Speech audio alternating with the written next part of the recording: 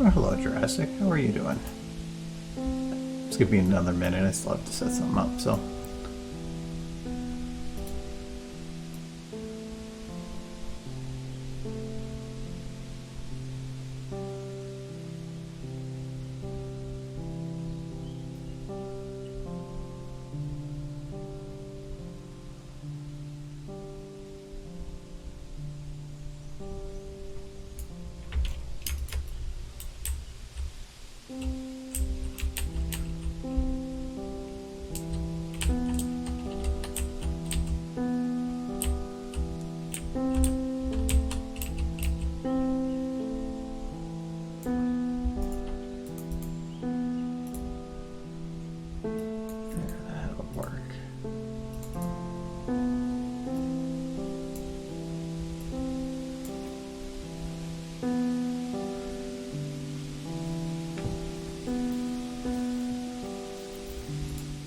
All right.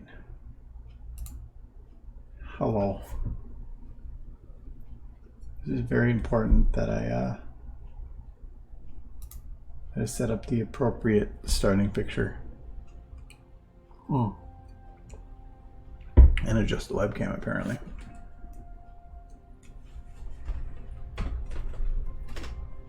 We're still Michael-less today. Oh, maybe a little later. I don't know. He said he'd be back a little earlier, but we'll see. There we go. He is 10 out of 10 better than Derp. I originally thought I was going to do something between last stream and this stream for this, but then all the SFM time I ended up working on Rathalos stuff. So, I can't remember what that was. I was going to start rendering this, but then I forgot I was going to look at audio again, which... So I was looking at some audio stuff, and... Okay, so these, well... Trying to remember. I think some of these were ones I was looking at for other things. Yeah, I thought this was kind of what this song reminded me of was Final Fantasy VII, when you're in Midgar. That it feels so close to that.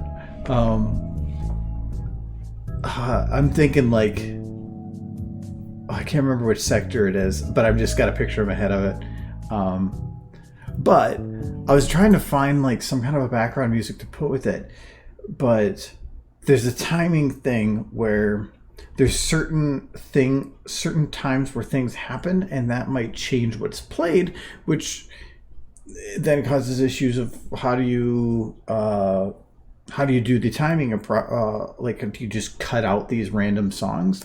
So it needs to be something that's fairly monotonous and consistent and repetitive, because if it's not, then I can't just cut it out randomly. And then how do I cut it back in? I think in the end I'm not going to have any music, but I was looking into different ones for it. I started doing that because I was looking into music. I want to start working on some of the I don't even look at his face anymore. I want to start working on the Tobakadachi Adventures with Keith videos, and which are going to be based on the Adventures with Bill from Red versus Green. And so I was trying to find a Politiclad. I was trying to find a song that sounded like the audio from that, and I could not find the Adventures with Bill audio on its own. It was impossible. It's not a big enough show for somebody to have like tried extracting it or something, and it was a song made in-house. I figured that out or confirmed that, so like there's not like a studio that has it for download, sadly. So I was trying to find something like it, and so I ended up finding, because it was supposed to be like some like just like stringy guitar background music, and so like I think this was one of the ones that I thought would work. And well, along with like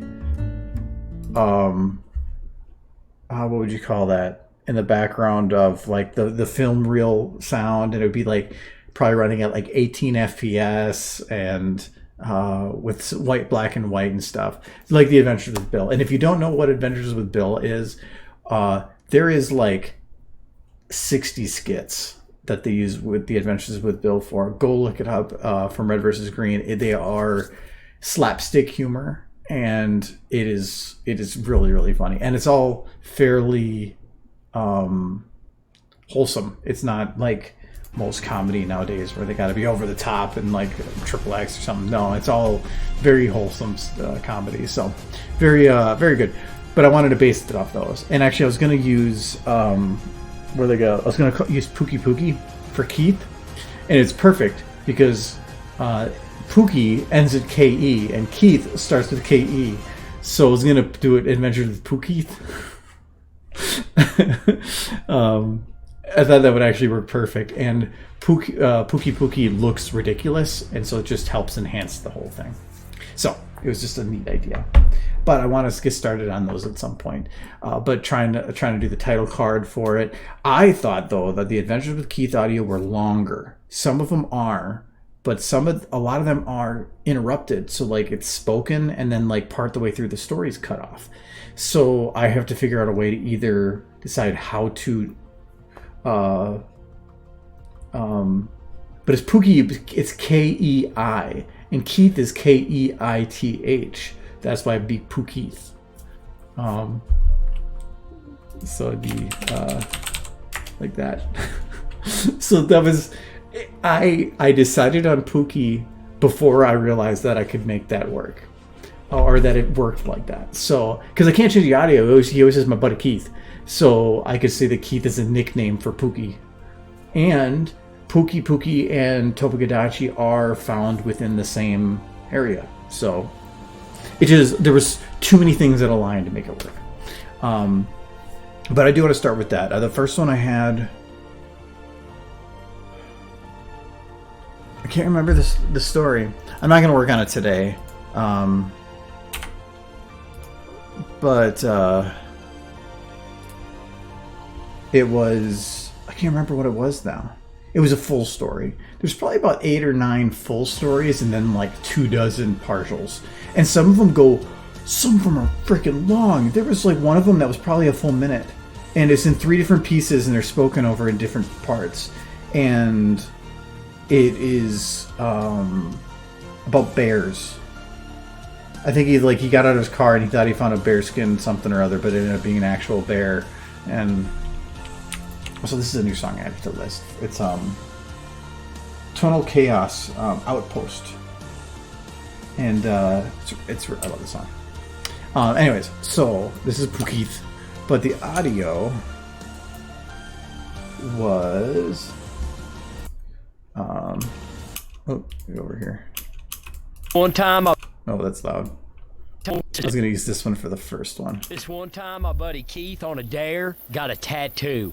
I'm a moron.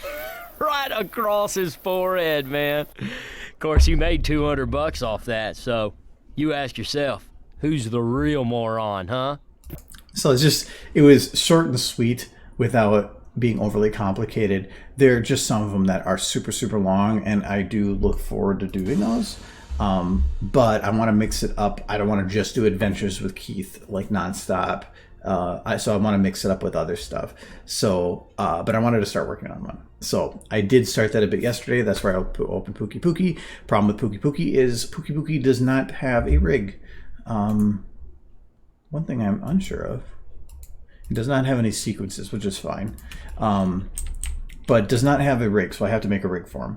I will not care about facial. I might need to work on facial stuff. These are also named bones, which are great.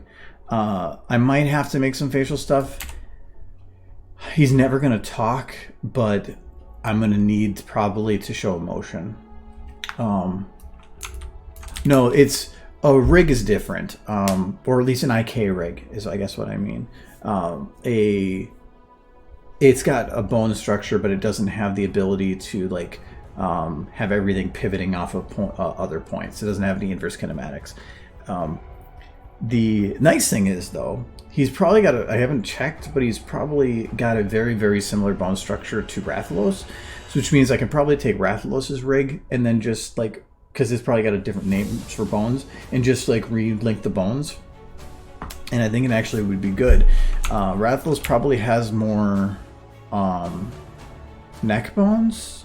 No, actually, they probably have about the same.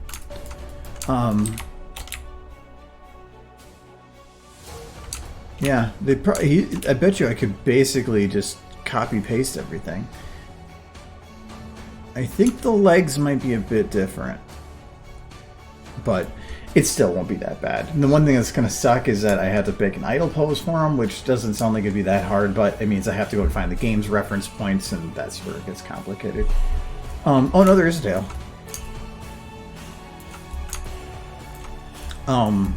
He's also got his tongue, which is huge. I had to shrink it down. Oh, tail bones? Oh, he has tail bones. They're under the unknown. None of these have any named place in the structure that I have, so I have to give them a place, and there's a lot of them. So I just haven't done that. But look at this. 13 bones for his tongue. But it's because it's supposed to like flop all over the place. His tongue is supposed to be like a whip. So it's understandable. And it's all pre-rendered motion, I believe. But I'm not going to be touching that tongue for much. That sounds like a hassle to manipulate. And I'm not adding a rig to that. Why would I have a rig for a tongue? But yeah. They also have like inflators, but I'm not going to use those. Those are for making the tail like bigger in places, but it doesn't work the same in SFM. I might be able to make it work that way, but whatever. I really, all I care about is that he's got a really stupid face. And I think he'd be a good Keith. So he will be my Keith. And because he's a similar structure to Rathalos, it just makes it so I'm already comfortable with working with him. I don't feel too comfortable with adding facial flexes to him, because if I don't do it for like 2-3 weeks, I forget everything, so I gotta go like look that up again. But I think I'm going to I am going to need some kind of facial something. I think the first video maybe not, but if we can't give him emotion, then eh. Do you see Halo Infinite? Hello Shocking. I saw the normal trailer they put out during the release, the Xbox event or whatever. I am frankly excited, being that for one it's coming to PC at the same time as Xbox. Microsoft's push to PC is pretty fun, and I am a huge Halo 1 fan, so I just love the fact that it's it feels so much like the old one. Yeah, there's a lot of complaints on graphics and the lower whatever, but when you have an open world, you're going to have a little bit of that reduction, and it's not even done, so all that could change anyway. So I love the idea. I'm looking forward to it for sure. Actually, me and my other friends have been going back and playing Halo 3 on Heroic. I brought up potentially, because we have 2 other people that we know that have Halo, we're just doing like 4 people on Legendary Halo 3 and streaming it. Because normally, when you have that many people on a hard difficulty, you do stupid things and it's funny. Yeah, I wouldn't be surprised. The game is...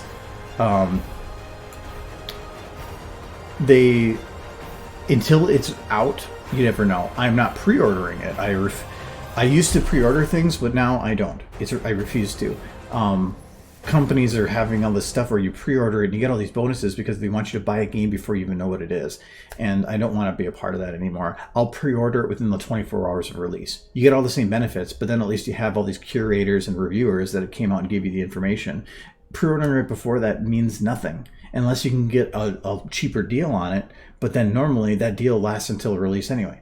So yeah, I don't want to be a part of that culture anymore. So I am not doing that unless it is something that I am so absolutely passionate about that I'm getting it whether or not there's good or bad reviews. The Halo one I'll probably get anyway, but I'm not as sure on. The only game we pre-ordered is Cyberpunk, but even then, like, wait until the day before.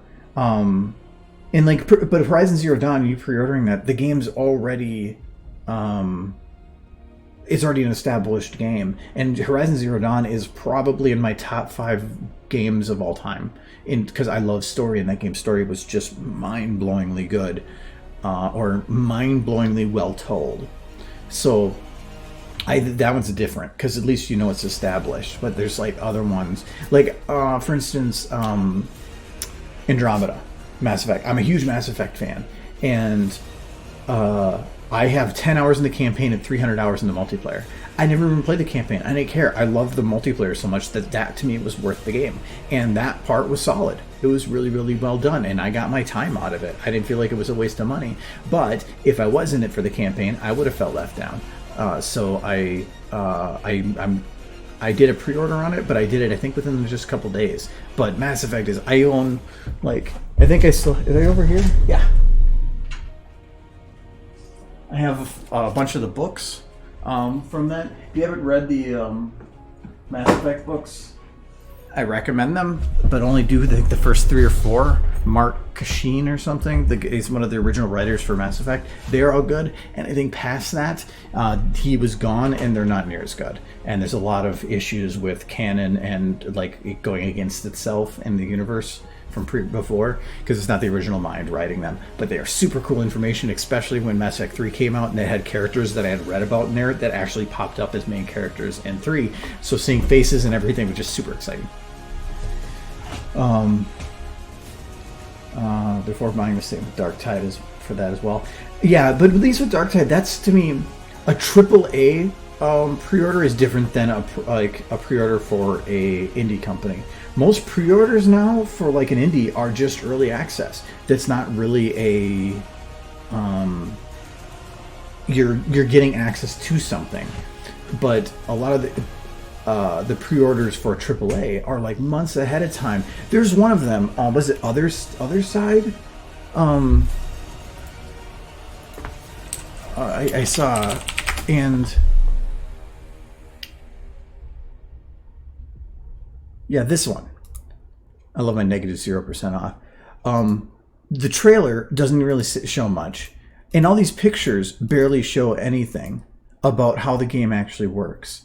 Yet they're saying to pre-order it. I think this is a pre-order one. Yeah. Oh no, or did it just come out? I think it actually just came out today. But a lot of these you're pre-ordering it, and all you have is a pre-rendered trailer with some general information and no gameplay. Why would I give you money? I don't even know what I'm getting. That makes no sense. If I have that kind of money to blow, I can go spend it on way better things. So I don't like that mentality. Oh yeah, when you see CD Projekt Red, CD Projekt Red is, again, it's a smaller company. Those companies are, when you're full of people that aren't being directed by some corporate overlord that does marketing research to determine the best way to get profit, and they're instead just a company that wants to have fun, make good stuff, and they want to make a product they're proud of, that's a whole different thing. But when it's like an EA title, and it's about optimizing money in and money out, no, I don't like supporting it anymore. Indie developers can make games for half the price. The money goes to people that matter, and they make product that reinvents genres. So I love indie. Not to say I don't like AAAs like Mass Effect. I have my soft spots. But indie, like Halo was that way for a very, very long time. Halo, all the way through, because Halo was bought by Microsoft and then bought back from Microsoft. Because Microsoft's creative push was making it difficult for them to do what they needed to do, so they literally broke off from Microsoft, and Microsoft agreed, and which was a smart decision by Microsoft. I mean, they kind of messed up later with Halo 5 and stuff, but at least from my point of view. But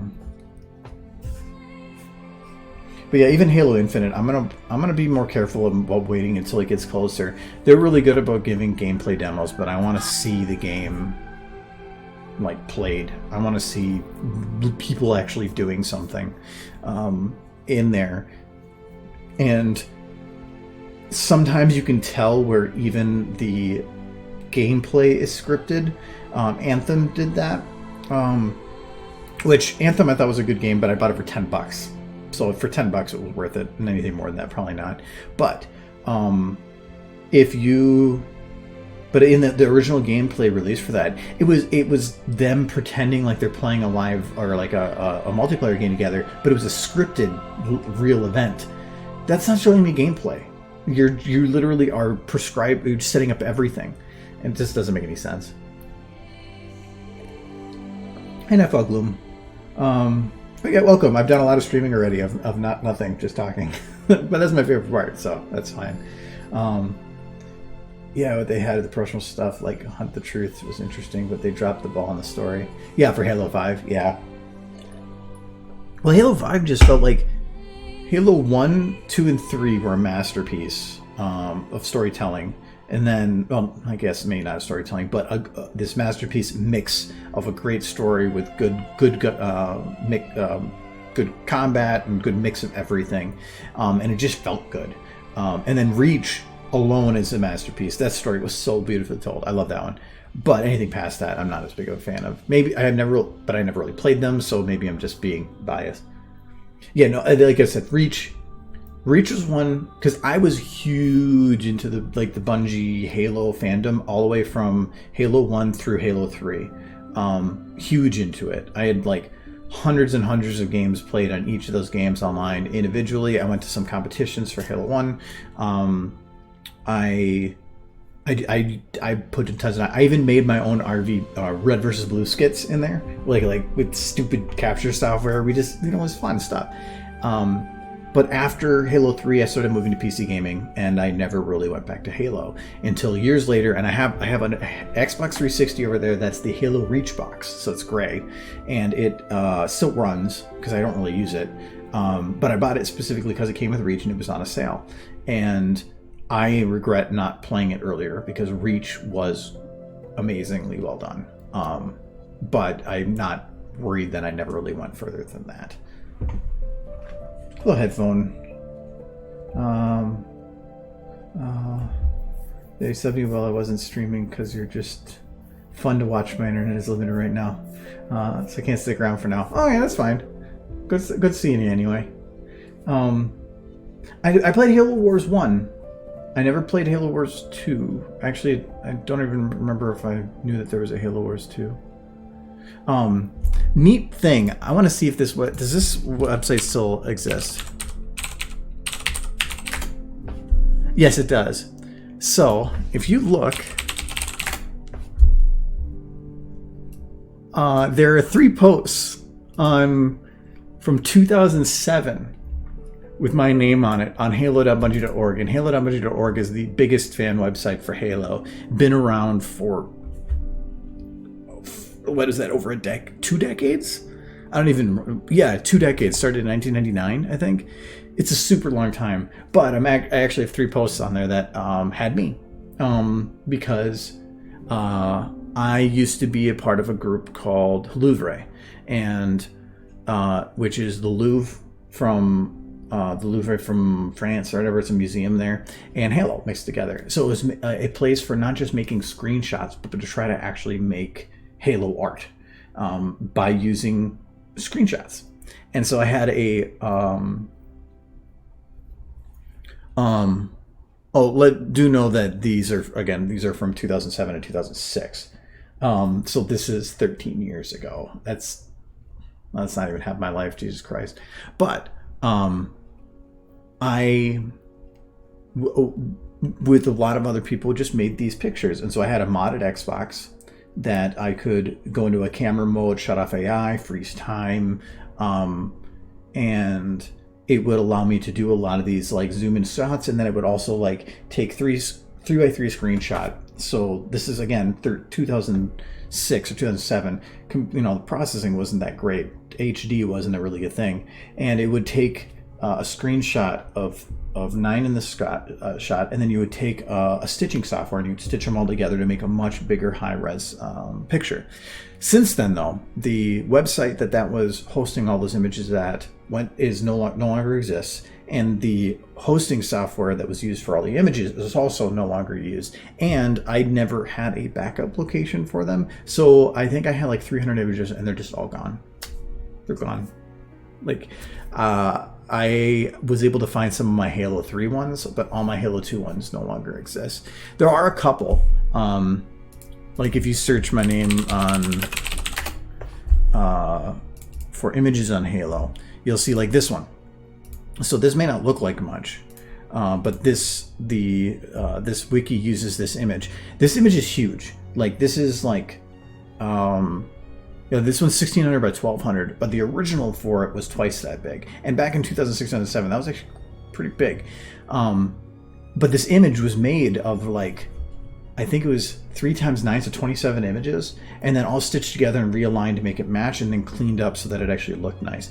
And so this was taken from in-game, and that was a hobby for a long time. It taught me cinematography. It taught me how to use a camera. It taught me how to all the rules of photography, because photography and cinematography are basically the same thing. So yep. And this was like from the game. I was in the game. I shut off all the AI, and then you basically kill them, clear all the decals, and remove them. So it was neat. I miss it. I miss doing that. That Xbox won't work anymore, though. I had a soft modded, and so it's in a clock loop now. But there are a couple of my images. That one I just know because I named all my images with my name. This is another one of mine. Which again, it doesn't seem like a lot, but back then nobody had just art pictures, so it was neat. Some of these other ones are mine. These ones are on my DeviantArt. But that's Halo 3. Halo 3 changed the game for a while because it made the active photography easy, and then it flooded everything. And so the website couldn't survive because everything was just flooded with people making mediocre things. And some stuff was really, really good, but overall, it just made it hard to go. But still,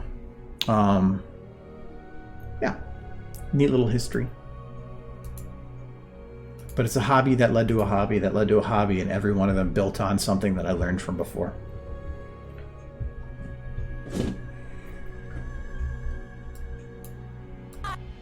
So yeah, what was I doing here? Halo 5 story actually made a lot of sense, at least compared to the shit show that Halo 5 had. The only thing that I thought was good about Halo 5 was the intro cutscene, because that was amazingly choreographed and super cool. But after that, everything just felt like we wanted to tell a story with explosions, and that's it.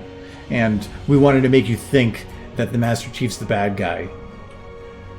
Who would ever think that? Like, it is. It showed to me that they brought in and changed the writers from the original group to just try to write a story with the same characters without being in their head, and it just didn't make any sense to me. It didn't feel good. That's why I'm looking forward to Infinite, because it feels more like it was before. But we'll see.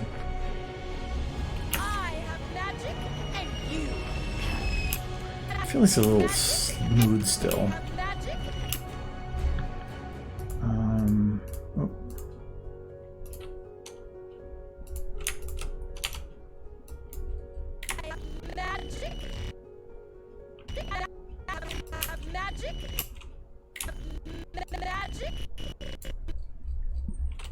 I think I want to have this a little tighter. I have magic and you. I have magic and I have magic. I have magic and you. That feels better. Because I didn't want to have it be where she's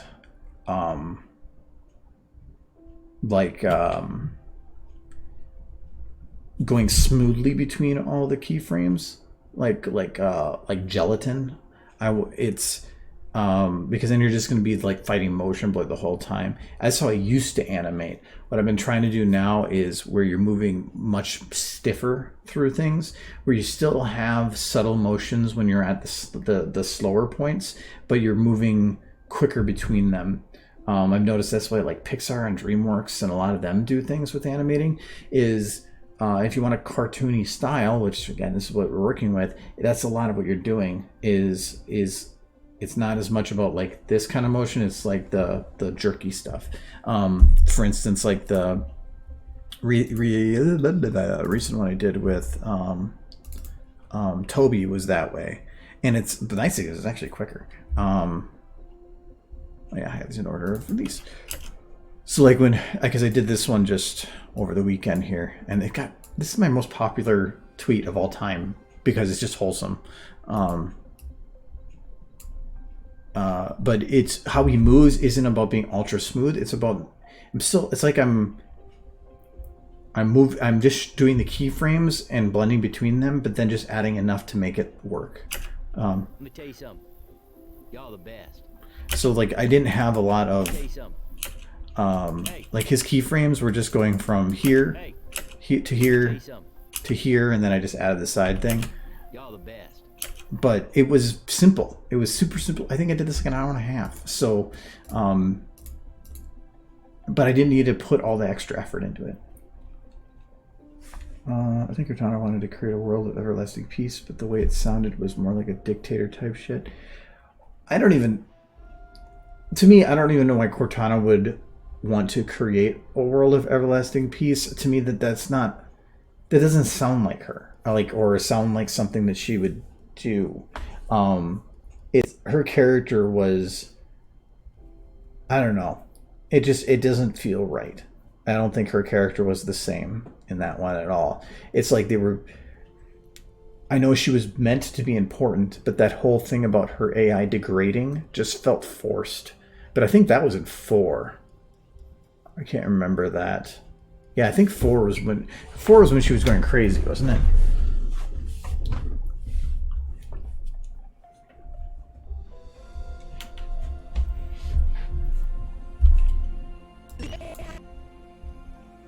The rampancy. I knew that there was a word for it. Yeah, that makes sense. Yeah, I don't. Yeah, the writing felt better in Halo 4. Yeah, I'll agree with that. 5 just felt like we need more Spartans. No. Chief. Keep it chief. We don't need more Spartans. Yeah, well, it makes sense. It was just the way that it went about it. I don't know, that I felt that was a little like, we need to add drama. How can we add drama? Well, she's gonna die. Well, how does she die? And then like, whatever. But then it's like the Superman thing where they're like, oh, they're gonna die. Oh, they're dead. Oh no, they're fine again. And like, if you're gonna have, that's what I liked about Reach had loss, real loss, and had an emotional attachment to that. But if anything happens to Cortana, you know that she's not dead. She's still gonna be around. So there's no worry of loss. There's no drama to it because you know in the end they're not going to get rid of the character.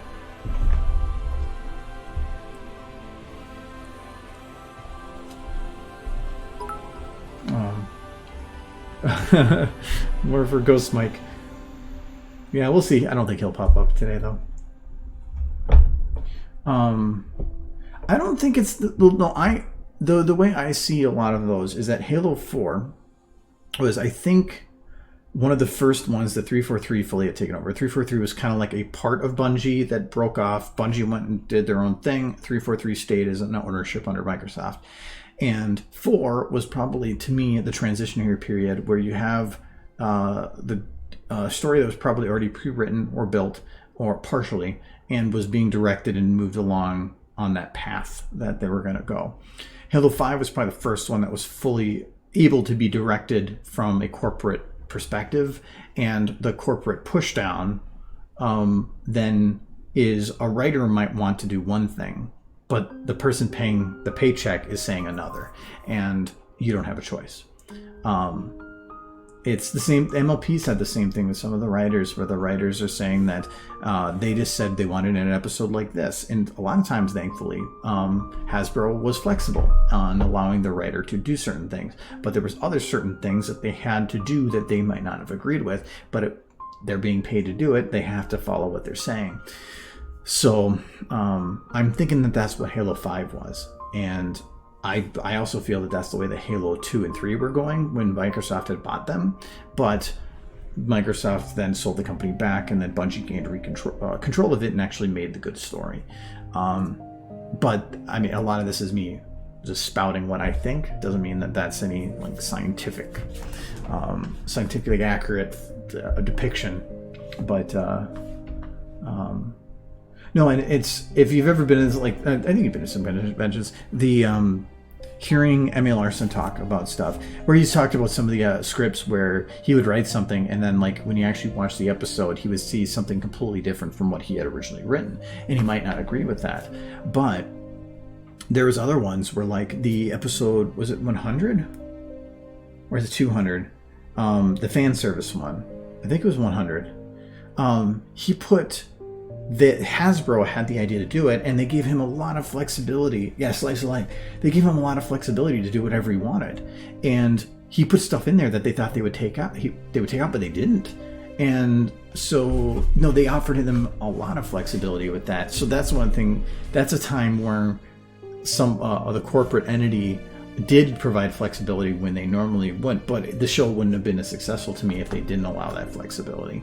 So, and when you started the show, that you had a focus on the one type of audience, but then like half or a couple seasons in, you have a secondary audience that now comes in, and you're trying to cater to two like that, and they did a good job with it. So, but I'm just worried about the EAs of the world coming in, and you're going to have these people that are saying, do this, do that. Like after Andromeda, because of the "my face is tired" thing, they had said that they had to do full motion capture animation for all the faces, for all the characters for Anthem, because they didn't want to have that problem again. So they had to go and relearn and do all this stuff and put a ton of effort and time into a part of the game that wasn't important. So I will agree, all the facial animation and the voice acting, everything for Anthem looks great. The gameplay, though, has suffered, and because they were trying to hide their previous problems and corporate directive was for that. the corporate directive to use the Frostbite engine and force that on people, because then they can use their own internal engine with their own internal support team that takes forever to respond. What was the other thing with Anthem? Oh, the Anthem name. It wasn't going to be called Anthem, but they wanted something that sounded better and worked. So EA came down and said, we're going to name it Anthem. You figure out how to work it into the game. They had no idea how to use it. They had to write the term Anthem into the game because they didn't have any idea what to do with it. But they used it because it was different and it could be copyrighted and whatever. The whole thing with flying was the president of the company, when they were going to present it to him, they added the flying like the day or two before, and he said that it had to have this aspect, and so they had to force it into the game, and again put all this time and effort into a small part of it. And so that part flying works great, but again it suffered in other ways because of that. That's why I like some of the small indie titles probably more, just because I don't like where companies are going with that. But even then, you get the small company that has a big publisher, and yeah. But then you get, Chucklefish is a publisher for like a lot of 2D platforming games, and so they're a publisher, but they're also a smaller company themselves, so that they work well for that. Gearbox has done pretty good with that. They are a publisher for Risk of Rain 2, and Risk of Rain 2 is really good. So they're helping these companies go along. And actually, there's one that I'm really looking forward to called Fae Tactics. That comes out in 3 days. It is Final Fantasy Tactics meets Pokemon, and it is a 2D style, very much like the original Final Fantasy Tactics, and it's an indie developer. And that one is published by Humble Bundle, but it looks really good, and so I'm really looking forward to that.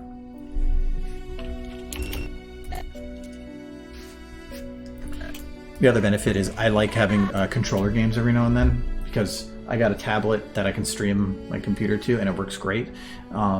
And so I could sit out on the deck with a controller and play my PC game outside, or I can walk on the treadmill and with a controller. It gives me options. And so I wanted a good controller game. And so thankfully I have one. Then I bought Final Fantasy World of Final Fantasy a while back, and I never really got that far into it. I should probably jump back onto that. I have magic and you. I don't really like her eyes here. She doesn't, I don't know, it just doesn't seem... I think I poked at her eyes here before too, and I didn't really like it.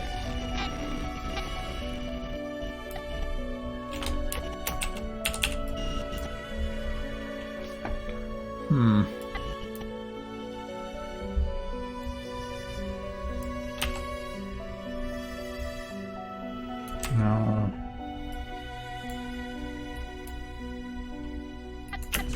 And you. Magic and magic. Actually, with anger, it works better. I'm gonna keep poking at this though. Also, Gareth Carr is working on the soundtrack for Infinite. That guy's legendary. That is the one thing I miss with Halo. No, not Monty. Who's the original had the one that wrote all the music for that? Marty. I knew it was close. I keep thinking Monty Ohm because he did the other stuff, but no, it's Marty O'Donnell. Oh my god, his music was so good. Halo 3's it's just that sound on the keyboard, like when they did the original first trailer for it, where I watched a thing, he basically hit every E on the keyboard, just every single one, to get this sound where it's like dong, and it was like hair raising beautiful, and it was just a single note, and it was just it was so good. Do you know Ori and the Blind Forest? I know the game, I've seen it, but I haven't actually played it before, but I have seen like the art for it a little bit. I'm taking it that's got, or is that the guy that did the music for that one? No, it's not that one. Oh, okay.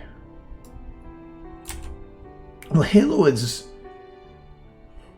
to me, Halo is a genre in itself. It's hard to say that. I mean, you can make a good soundtrack, and I'll admit, or I will say that, yeah, he probably has a lot of skill and he's really good at what he does. But Halo is something different. There's something about it that just, you can hear a song and you can give it to different genres, but there's like this one group that you could literally just say that's a Halo song, and I can just listen to the Halo soundtrack all day. At least just sing a song for him. For one of the songs you did for Infinite. Okay, so yeah, I mean, if he can hit that little margin, then perfect. But there's just something about the music from that is its own thing. I think I'm just gonna go with angry on this. Maybe if I. Oh no, that's. I have. You know what I'm gonna do? Okay, we're gonna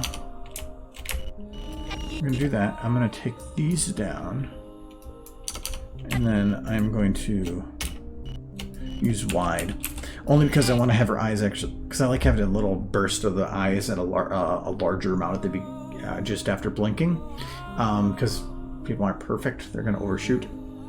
That's the idea behind it. But if I utilize eye closed, oh, I'm already using wide, so that's, I might just keep it as it is. But if I use eye closed, that means, or no, if I close it afterwards to stimulate the opening, it just makes, then it looks like she's like drunk or relaxed. So I want her eyes to be more robust. That's probably not a good way to say that, but we'll go with it. See if that works on a date. Tell your significant other or on a date that they have very robust eyes and see how that goes.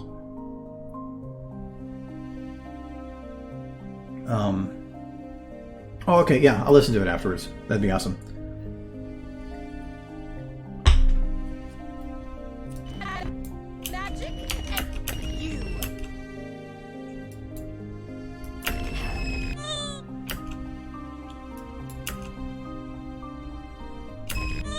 I forgot, actually. I completely forgot we did this part last time.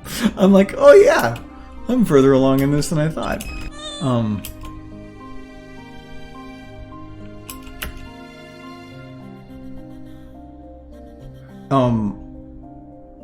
I could see him complimenting it. He left on bad terms, but it was from the company's side, not his. He was pushed out and had a lot of problems, which I felt really bad for because Halo's thing was music. But if he I can see him complimenting anything. But it's still good to see he's such. But I'll have to check. I think my favorite thing about Halo Infinite is the fact that it's coming out on PC. I was reading a thing where they were talking about the console wars, and they were saying that who's going to win, PlayStation or Microsoft? And they said, and the article basically said, PlayStation is going to win, but Microsoft doesn't care. Because Microsoft's push in the last couple of years hasn't been about console sales. It's actually been about just having diversity across everything. Their PC gaming side of stuff has actually been improving to where their Game Pass or whatever has a lot of value in it. I signed up for like $1 for 3 months. You get a lot of crap in there. It's actually pretty decent, and so they just want to get you on anything. And the thing now too is any game you buy on their PC platform or Xbox, the next one, is you get a free copy of the one on the other platform. So if I mean, I don't know with Steam, maybe it's the same, but if say I bought it on Steam and then I got an Xbox later, I could actually download it on the Xbox and play it because I would own both copies, which you would think like, how does that work? And they just want to saturate themselves everywhere, so the console isn't about the only thing we're selling. Sony has no platform online or on PC, so it's actually pretty smart that Xbox is now filling the market to fill both spots, to where you have people like me that actually like doing some like gaming on the couch, and yeah, I can stream my PC over there, but having the convenience of a console is pretty nice sometimes. Yeah, and consoles don't make money. Consoles lose money. You don't make money on a console. When you sell it, they lose a lot of money on it. You might think a console is like, oh, that's like only $300 compared to a PC being like $900. Well, it's because they're taking a hit on that sale. the point of the sale of the system is that they're going to make all the money back on all the video games. And so the fact that they let you do that means that you can get people, if you get people to buy a console game and they make some of the money in the console, but then they go and start buying PC games too, because maybe something works better there, you're going to start having probably more sales. But that is going to also be fitting of smaller margin to me of people. Not everybody's going to have the back and forth. But when you give people the option, why not? Maybe they don't have the greatest PC for running it. It doesn't mean that they can't try it. So they can do it on their laptop or something. So I don't know. I think that it's the beginning of something that they're trying to push more. And they're doing it by first giving it a lot of value. I think that Mixer was a part of that, but Mixer kind of bombed, which it doesn't surprise me. But yeah, they're trying to just get by with saturating the market or taking talent and hoping that that's all it needed.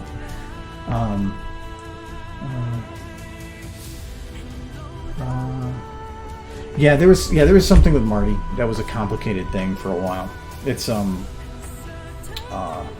I feel sorry for him because I don't think it was him.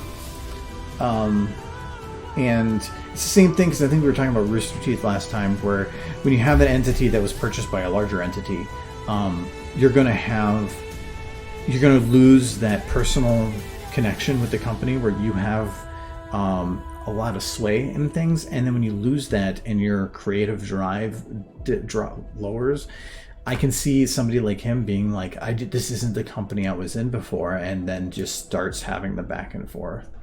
But again, a lot of this stuff is going to be under NDA probably to where you can't talk about it, which sucks. But yeah, I think one of the other people that was like that is who's the one that does Metal Gear? That Hideo Kojima? No, it's Kojima. Is it Hideo? Okay.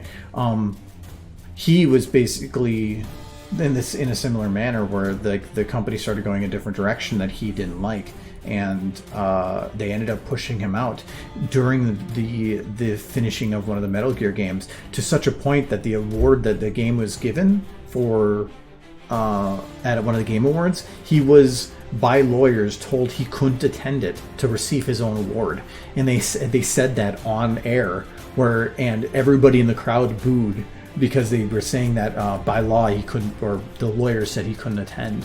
But now he's doing great. Made his own company and just says screw you, found his own direction. So that's great. I'm happy for him.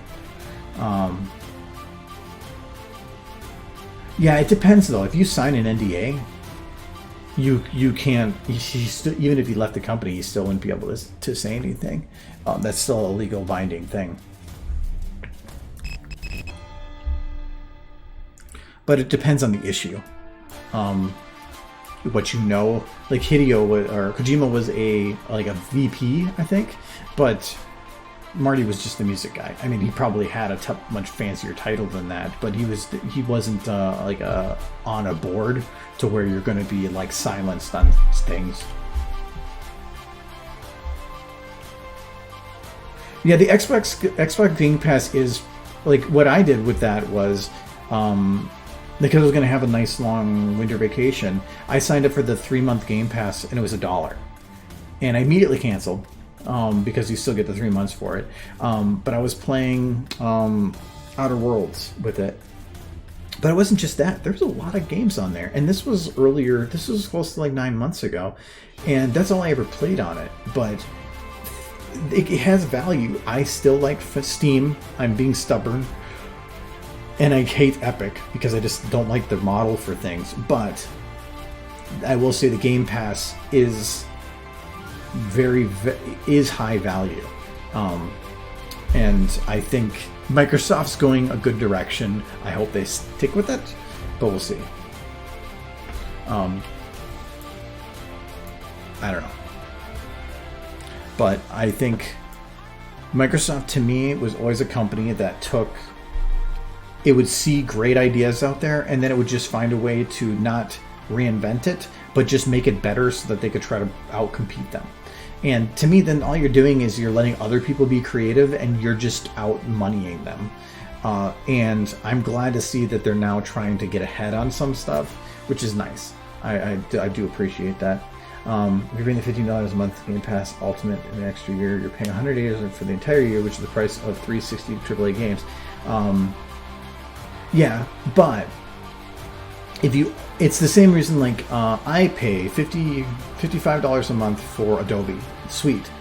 If I wanted to, I could spend $700 to $800 on each piece, and I need 3 of the pieces. So you're saying $2,100.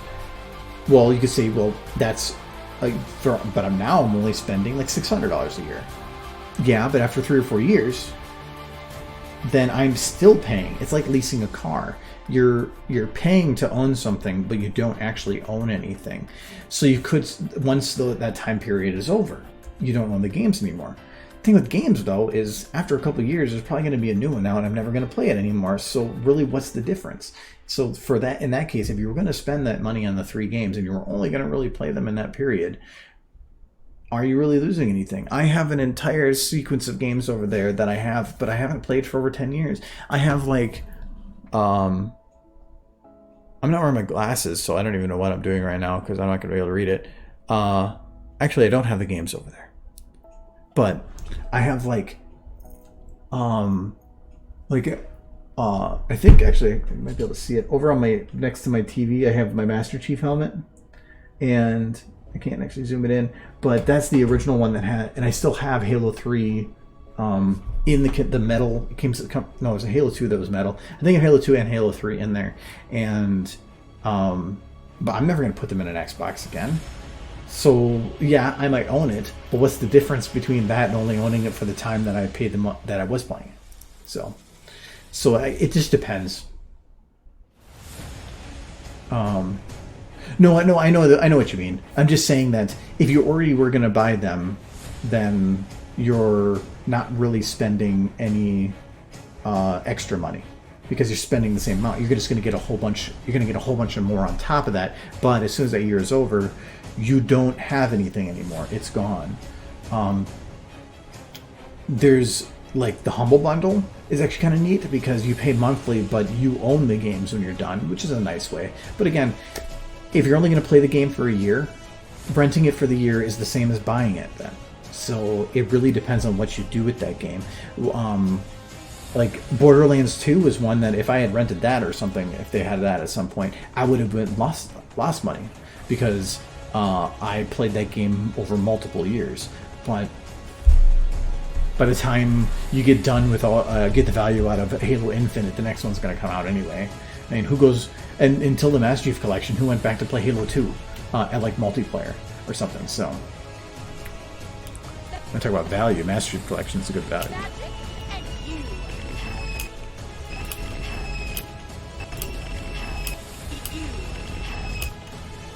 Do I want to have her eyes closed here? I think maybe.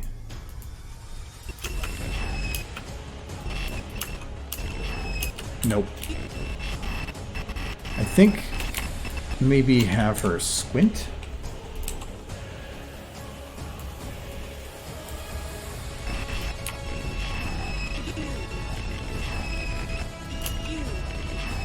Yep, that did it. The blink didn't work. And this, we're gonna have her. She already is wide.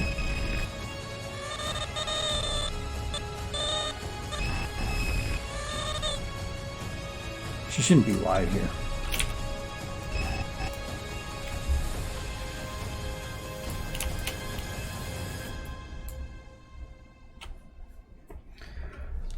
Because I already have a Master Chief helmet, I don't think I want another one. Like, actually, what I think would be really cool is the Arbiter helmet.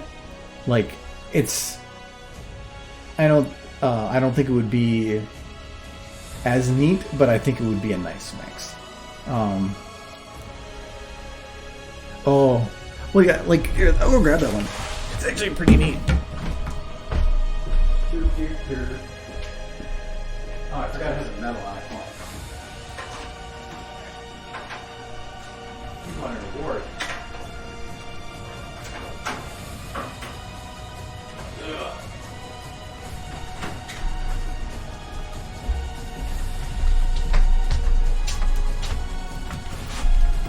It's huge. Well, kind of. It's not really big enough for your head. People modded it to make it work, though. But yeah. It's big. And it's actually, like, I think it was like $100 when it came out. But yeah, you're not going to fit your head in that. But there were people that modded it to make it work. But you need a small head, and my head would not work for that. But I think it's Halo 2, and what else is it? Oh, it's Halo 3 Essentials. But I even have the Halo 2 limited edition collectors. It's the metal case, which is super cool. But yeah. And I have a medal from when I was in high school. I received an excellence. Ooh, sorry about that. Hold on. I will lift it.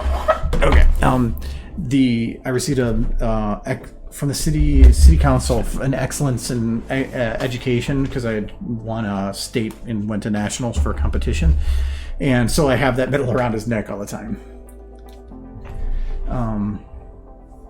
Yeah, see, I got Halo Reach well after the fact because I was just out of that fandom and out of the everything for that. But when Halo 3 came out, I was in college, and that was, or just going to college. No, I was at college, and it was just Xbox was a big part of my life when I started going there. I was in a Gears of War clan. I loved Gears of War 1. I was in a Gears of War clan, and I was, I played a lot of Halo. Our whole dormitory was on the same local network. So when I plugged into the wall with the local network cable, not a normal Cat 5. It had to be like the flipped wire one, so those directly for connecting two systems. If I plugged into the wall with that, anybody in our entire hall could plug in their Xbox and we could play multiplayer. So that was amazing. So we would have Halo games where people like down the hall from each other would be playing in teams, and people would go in the other people's dorm room and like play 4v4 and from down the hall from each other. And you could hear like when you murdered somebody and you would hear them scream down the hall. Oh my God, that was so much fun. They knew I was pretty good then too, so I would be called in as a ringer sometimes. And then there would be times where they would realize I was playing even though they couldn't see me in the room because they just knew. But no, that was super, super cool. Yeah, you had Halo LAN parties too. Yeah, it was just the fact that we could play anywhere. I mean, this was, when I talk a hall, I mean, this was like 20 dorms on one side long of a hallway. So this was a long hall. And the fact that anybody in that entire hall could plug in and connect just made for some amazingly cool LAN games.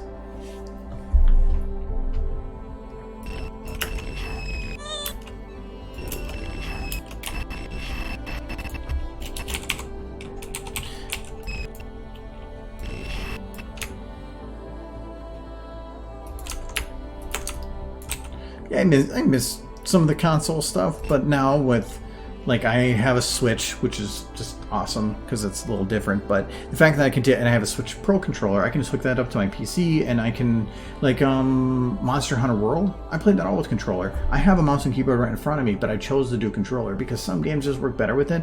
And there's just something fun about being able to just lay back in a chair and just put my feet up and not have to constantly be crouched over a mouse and keyboard. It was just nice. There's flexibility and freedom in it. Plus I have my monitor on an arm, so I can like turn it up and aim down at me, and I can lean back in my chair and basically just lay down. Hello, Clumsy.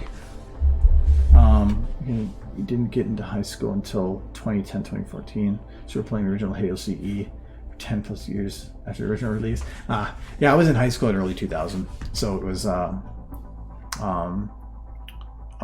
to me, I think high school was Halo 1. When was Halo 1 released? I don't remember, but yeah, Halo. I mean, like, my high school days were PlayStation 2. That was when PlayStation 2 came out. You need to switch controller into PC. Yeah, you can. I have some problems with it if I on originally getting it to connect, but usually once I do, it works really well. I got the Switch controller because I love to feel it, and and I love the battery life. I used to use a PlayStation controller, but then I need to get some other weird things, and a PlayStation controller just doesn't feel ergonomic to me. The Switch controller is just comfortable. The Joy-Cons are my favorite. The fact that I can just be anywhere and I can be lounging and whatever and have it separated. I love being able to do that, but they don't connect so well to the PC because it's two controllers to it, and doesn't read them correctly. How does it connect the two? So that doesn't work so well. But the Switch Pro actually works great. On Steam, if you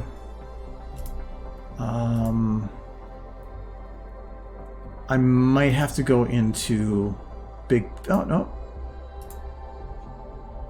Okay, so it is going to open like kind of big picture mode, but you have to go into Steam and you have to turn on Switch Pro configuration support, and then you have to connect the Bluetooth to it. Getting the Bluetooth to connect was kind of difficult. Not first time, but if I had to reconnect it, once it's connected it'll always upon turning on, it will sync to the PC. But if you want to bring it back to the Switch and then back to here, I had problems. But for the first time setup, it shouldn't be a problem. But speaking of Halo, did you get the acrophobia skull? Not yet. We've since Halo 3 came out. You can't exit. I'm not in a game though. Oh, okay, good. I'm in a game.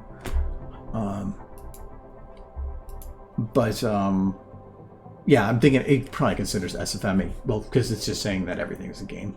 No, I haven't gotten the skull yet. We've only done 2 different sessions of Halo 3, and just me and a buddy, and we just kind of play until it gets too late.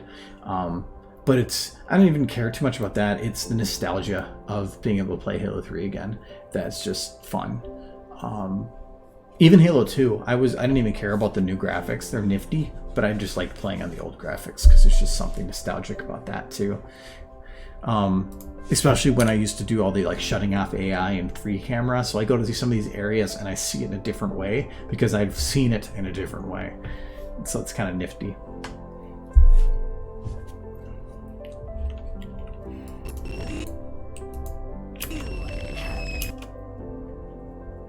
First time playing Halo 2 is the anniversary version with the remastered graphics. Oh, really? Yeah, Halo 2, I remember. Have you ever heard of EB Games? I don't know if you're America or not. Okay, cool. So EB Games was where I used to go buy my video games. And then they were bought out by GameStop. And actually before that, before EB, there was something else.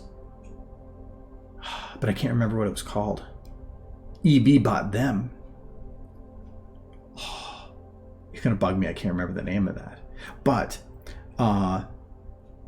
when Halo 2 came out, we went to the midnight release, and they were doing a Halo 1 competition. And so you could sign up, and they had there's probably like 50 people that popped in, and it was not a really big thing. So there's people outside, whatever. And so we got in the bracket, and it was to play Halo 1. And because obviously Halo 2 wasn't out yet, it was releasing that night, and so you could get in these brackets, and whoever won would win the giant cardboard cutout and get something else. And so I was pretty good at Halo at that time. I was confident myself. But when we started, I can't remember if they didn't let me or I wasn't able to before we started switch to inverted, and I play inverted only because Red Faction 2, I think back then required, because if I remember right, required you to almost play inverted, and so I played the crap out of that game. So I was used to inverted. So I had to play in this competition, or at least the first round of it, with normal. So every one of my controls was backwards, and I still got second place. I mean, there was the 4 on the free for all. Out of those 4, I placed second, which means I didn't get to go on. But I murdered and beat out 2 people with backwards controls. So, I was pretty good at that. But that was still a fun night, and getting it and then going home, and it was just super fun. Oh no, those, yeah, the Blur Studios Anniversary Edition remakes of the cutscenes are great, and I love that on the Master Chief Collection. You could swap between them at live. That's super cool. But I love the fact they redo those cutscenes, and they are not just redone, but they are replicas. They're not just about like reimagined. They're actually the actual cutscenes with better graphics, which is normally what people don't do. They go, let's add this and let's do this and let's add do. No, it was good. I thought the Halo 3 one, I remember we were at the Halo 3 midnight release again for EB Games, and I remember a guy, the only thing I remember from that release was somebody got the legendary one. He was the first in line, and he held the helmet over his head and screamed as he ran down the street. And I just remember, because he was so excited that he got Halo 3. There was such a passion in the community then.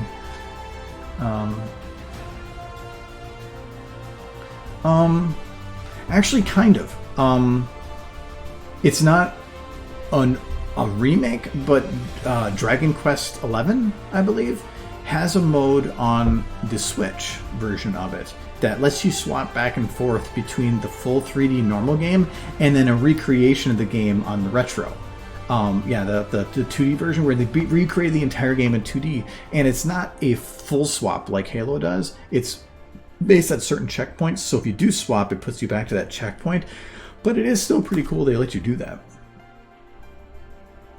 Yeah, it's similar. It's not like a live change where, like, it's not the seamless swap where, like, in Halo, I was spamming the button just for fun and it was still running fine.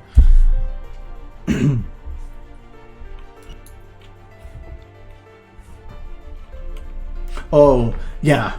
No, I can understand that. But I think the reason they did that is because the Spyro remaster was them rebuilding the game. But the remaster for Halo 2 was them just taking the actual game and then just enhancing what was already there.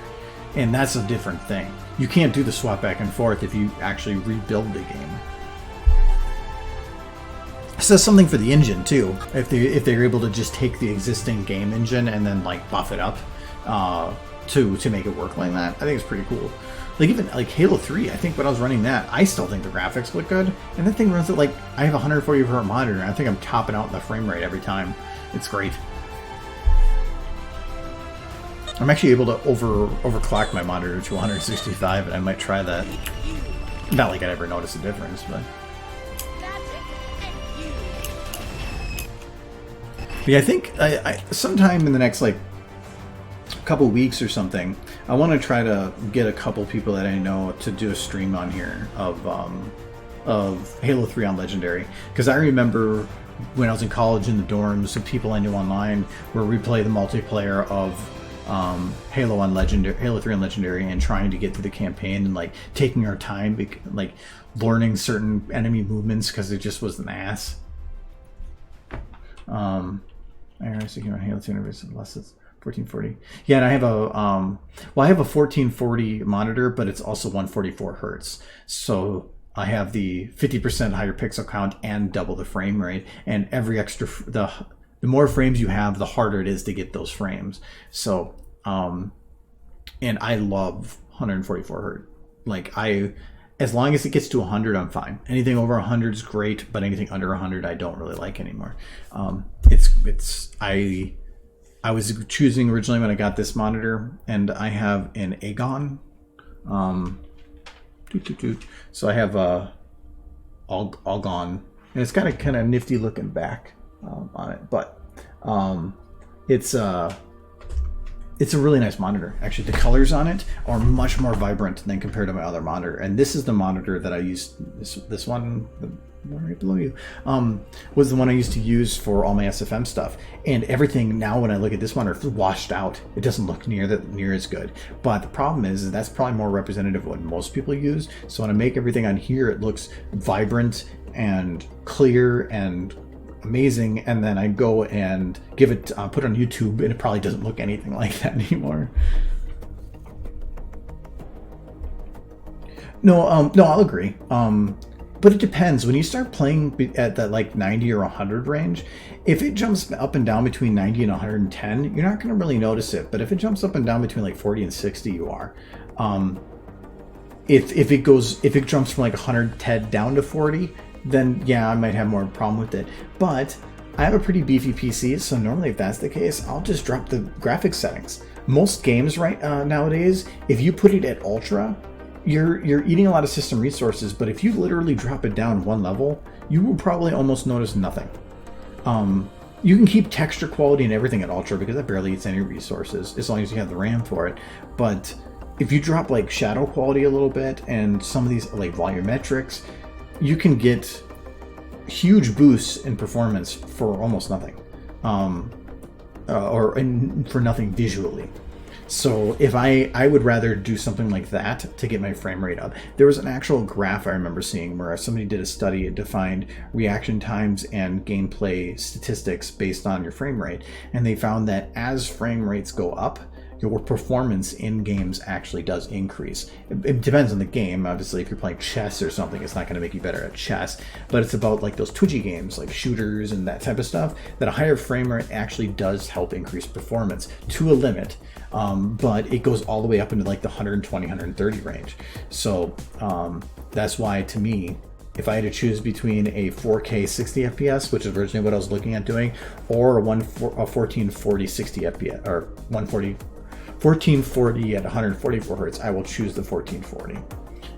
Yes, you can get 4K now with 144 hertz, but then you're just eating that many more resources. So when you can hit that frame rate, you're probably never going to actually hit that frame rate without spending thousands more on a PC part to make it work. And I'm not gonna buy like a 2080 Ti. I have a 1080 Ti. That's good enough right now. Yeah, but yeah, and that's fine. For me, the reason that the 1440 is great is because if I had a 1080, I would probably be hitting that 144 range of hertz all the time and not actually getting anything out of it then. So my computer would be pumping all of its power to getting no extra gains. The one reason I like the 1440 at 144 is it's a nice sweet spot to where most things, if I run it on most of the highest settings, I'm sitting at 90 to 100 frames per second. But if I drop the resolution, I would be hitting a much higher frame rate. And if I went to 4K, I'd be hitting a much lower. So I have this really nice medium I'm in right now. I am looking forward to the 3000 series NVIDIA cards, because when those come out, I do want to get one and replace my 1080 Ti. Just right now, a 2080 Ti is not worth it. Yeah, it's a boost, but I'm not spending like $1,000 on something that's only going to give me like a 30% boost. So, especially not now. How long is it going to be? It's not even that long before the next gen comes out. Yeah, the 1080 Ti is a beast card. I love it. Ryzen 7, that's nice. I have the 9700 Intel. So that was their, I don't know if that was an i7 or a i9, because there was a 9700 and the 9900, and I went the 9700 because the cost did not make up for the difference in performance between the two. So I went the 9700. I like Intel. That's not to say NVIDIA is bad in any way. I used to have an NVIDIA processor. Not my last processor, but the one before that was AMD. Picking up user around the times that the Intel data leaks were big news. That's why I decided to go with Ryzen. Yeah, well then, when I went and did AMD before, it was good, but it was mainly cheap. And that was when I didn't have as much money. When I had more money, then I went to Intel. But now AMD is cheap and good. So it's kind of at a point now where if I ever have to upgrade my processor again, the only reason I would stay with Intel is if the chipset doesn't change to where I'm able to utilize the same motherboard. If I have to upgrade it to where the chipset changes, I'll probably switch to AMD then. But if I can get away with not having to replace everything in the computer just to make it work because of a change of chipset, I'm going to keep the same motherboard if I can. But I think I did a full overhaul of my PC like 2 years ago, and I'm good for another probably 2 to 3 years on that easy. Because this run's good right now. If I'm using SFM, if I'm dealing with 32-bit, I don't think I need much beastier of a PC. And most of the games I play right now, I don't even really need much. I like play Vermintide. I've been playing Satisfactory. I haven't really been playing a game that requires me to have optimal frame rate to try to maximize my my kill-death ratio or something. I'm not a fan of competitive multiplayer games. I love cooperative multiplayer games. Like Vermintide is great because it's everybody working together towards a goal. When you play competitive, either you're on average going to win as much as you lose, and it feels then like when you lose, you're like, what did I gain from this? And like, what am to me, a cooperative game then is about teaching the values of teamwork. Well, these competitive ones are about blaming teammates for when if you lose, it's not your fault. You could do really good, but then it's just, I didn't like the mentality of it. It just feels so everybody's angry, and I don't want to be angry. I'd rather be pleasant in life, so I'd rather play something cooperative. Smile and be happy, and not get the adrenaline rush. I have magic, and you have.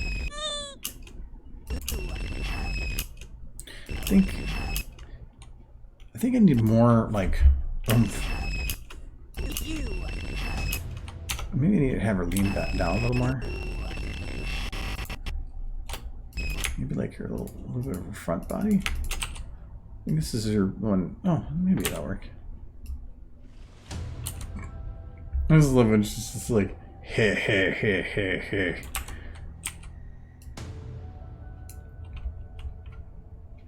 I saw pictures of the Trixie showed up in Pony Life. I have not actually seen a single episode of Pony Life yet. I've seen a lot of pictures, and I love the Rainbow Dash eating chips on the couch, and some of the jokes they put in there. They take some personality aspects to extremes. And they blew up Twilight blew up her own house with science. That means that I have another thing that I called canon, before it was canon. But I haven't really watched any full episodes yet, but I haven't really cared. I was behind by 2 seasons of Pony for a while. The only reason I caught up was because I was going to BronyCon, and I felt like I was going to get spoiled on the end of the whole series, so I wanted to at least watch it myself before getting there. So I had to catch up on 2 seasons in like a very short period of time. But no, I don't really care about the show. I care more about the community and everybody behind it, to where when the show's done and they say that they're not making anymore, I was like, that's fine, as long as I can still have these, like, the community there. It doesn't bother me at all. Community is really good. Like, other communities can start falling apart because they don't have any new content coming in, but this community has been really good about making their own. If it collapses, it's because they wanted to.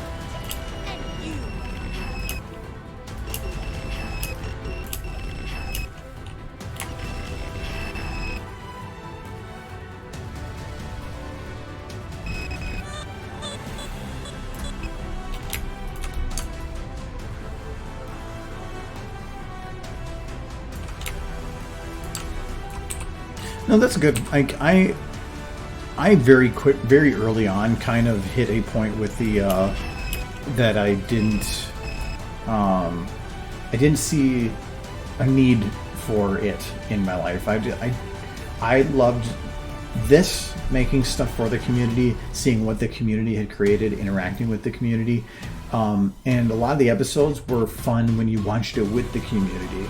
But just sitting down to watch it myself, nah. Hello, Eric. How are you today?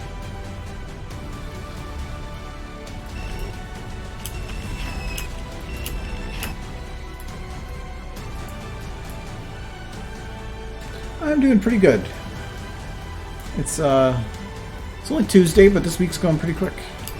It's actually weather's been really, really nice, and it's going to be all week. It gets a little warmer later in the day, but I have the windows open all morning, cool breeze coming through. Life's good.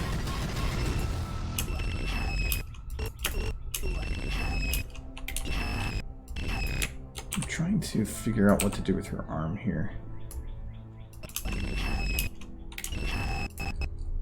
want to have it move somewhere. I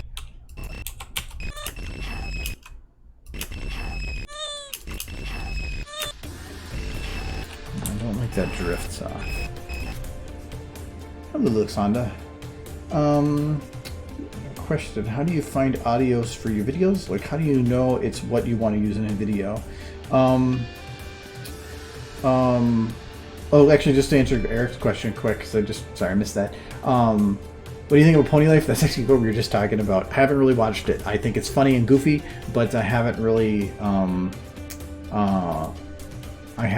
don't know enough about it. But some of the little small GIFs and audio bits and stuff actually looks better than I think that people were giving it credit for originally, and I think most people see it that way too. So, anyways, so where do we get audio?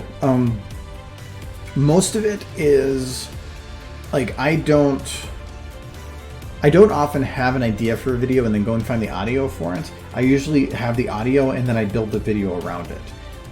So if you're talking like voice lines,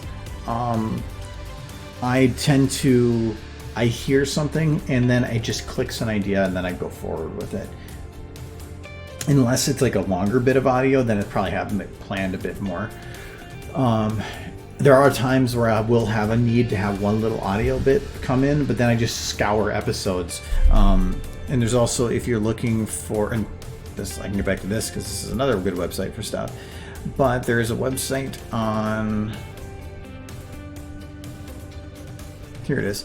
The resource materials, My Little Pony Team Fortress 2, which actually gives you the voice-only audio for a lot of these files. Up through season 5, I believe, yes. And anything past that, it gives you the instruction on how to get it. But you can do that and then go and like Google like scripts and stuff to find certain things that are said. But for music, I use this website. I just had to happen to have it open, which is in Computech, which is great because it is a Creative Commons audio site where I can download anything that's here. I choose the free license, and the requirement is I have to put this in the description somewhere, and then I am able to use this for what is the actual wording? You can use it for YouTube for monetization. I can't remember the actual term for it. I can't even see it on here. But it lets you monetize a video with that audio in it, which is great. As long as that little bit's in there. You can actually buy the rights to it, and then you don't have to worry about it at all, but it depends on if you want to spend the money on it or not. And then you don't have to put that, but really it's easy because you do that. The Creative Commons lets you use it for non-commercial. That's what it is. So YouTube ads are not commercial. You're not selling a product. But if you're selling a product and you use that music with the selling of the product, that is a different story, and that does not go under Creative Commons. Who wants to receive video only version season 6 to 9 all flag? Oh, okay, that's cool.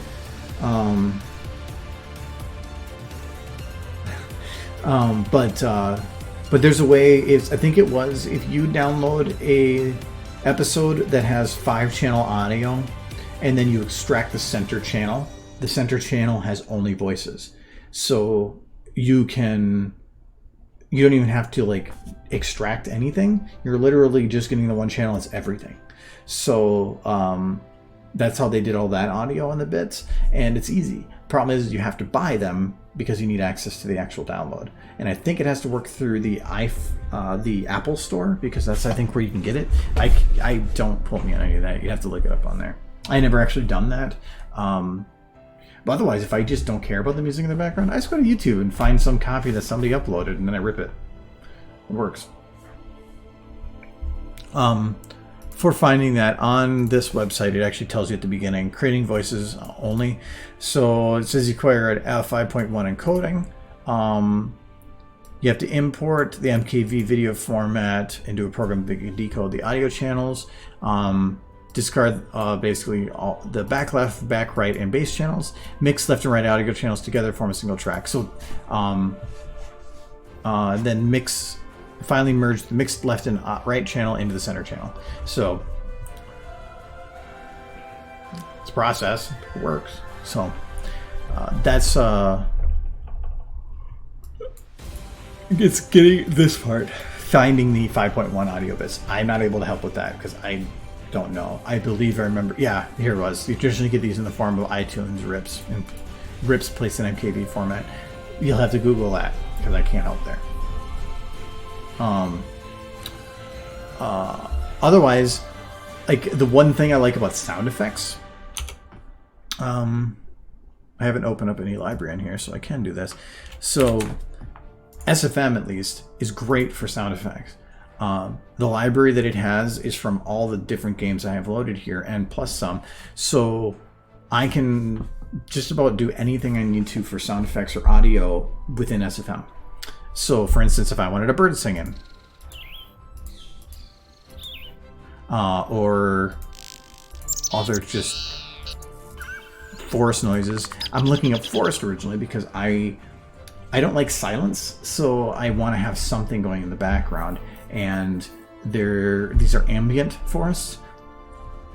So some of these are just wind blowing. This is the one. So this is a great one because it's just it's background audio of birds singing, crickets, slight wind through the trees. It's just audio in the background that makes a scene that it's in a forest just feel lifelike.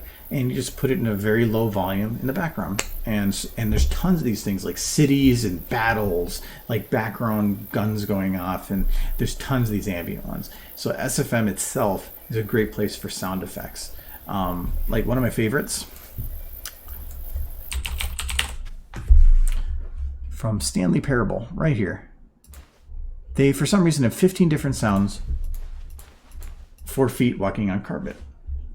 You might think, well, why the hell would you care about carpet sounds? The reason is sometimes when, like, say, a character is moving or interacting with something and you're not quite sure the sound to put with it, or they're brushing against something, I just throw this sound in. It's a way of making it feel like there is some kind of a physical impact that is going to create noise without having to think about the material and all these other details. So sometimes if it's just like them picking something up, I don't know the sound that it's going to make. I'm just going to throw in carpet. It's one of my favorites. I have some things where I've just like used that, like 8 different versions of the carpet noise for different things. Or if they're just walking and I don't really know how to deal with it, I'll just use carpet. It's cheating. I'm not looking at the frame.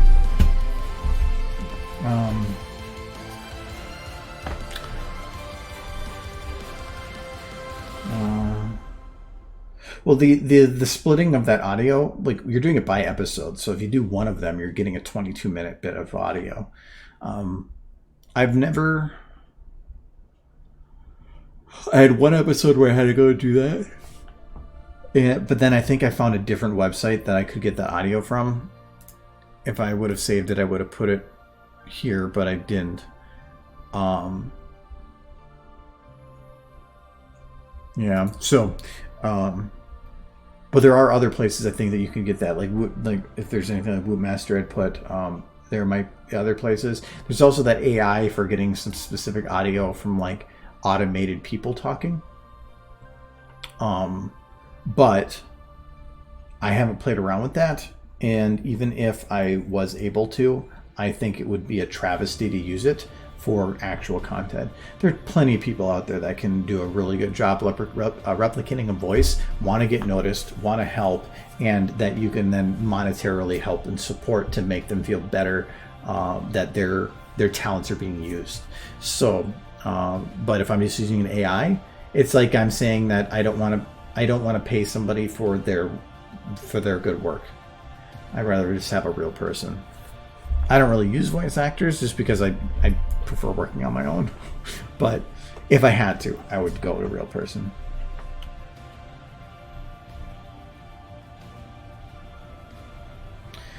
If it gets better, it'll get better. To me, maybe it's background voices or something.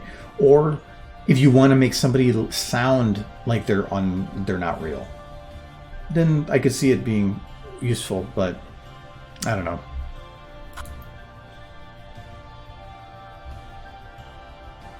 Yeah, unless I think it was like last stream somebody brought up something about 15 AI and that it was being updated. So we'll see. I have magic. But it's like is it Miku? I think is the one that it's based on a Vocaloid.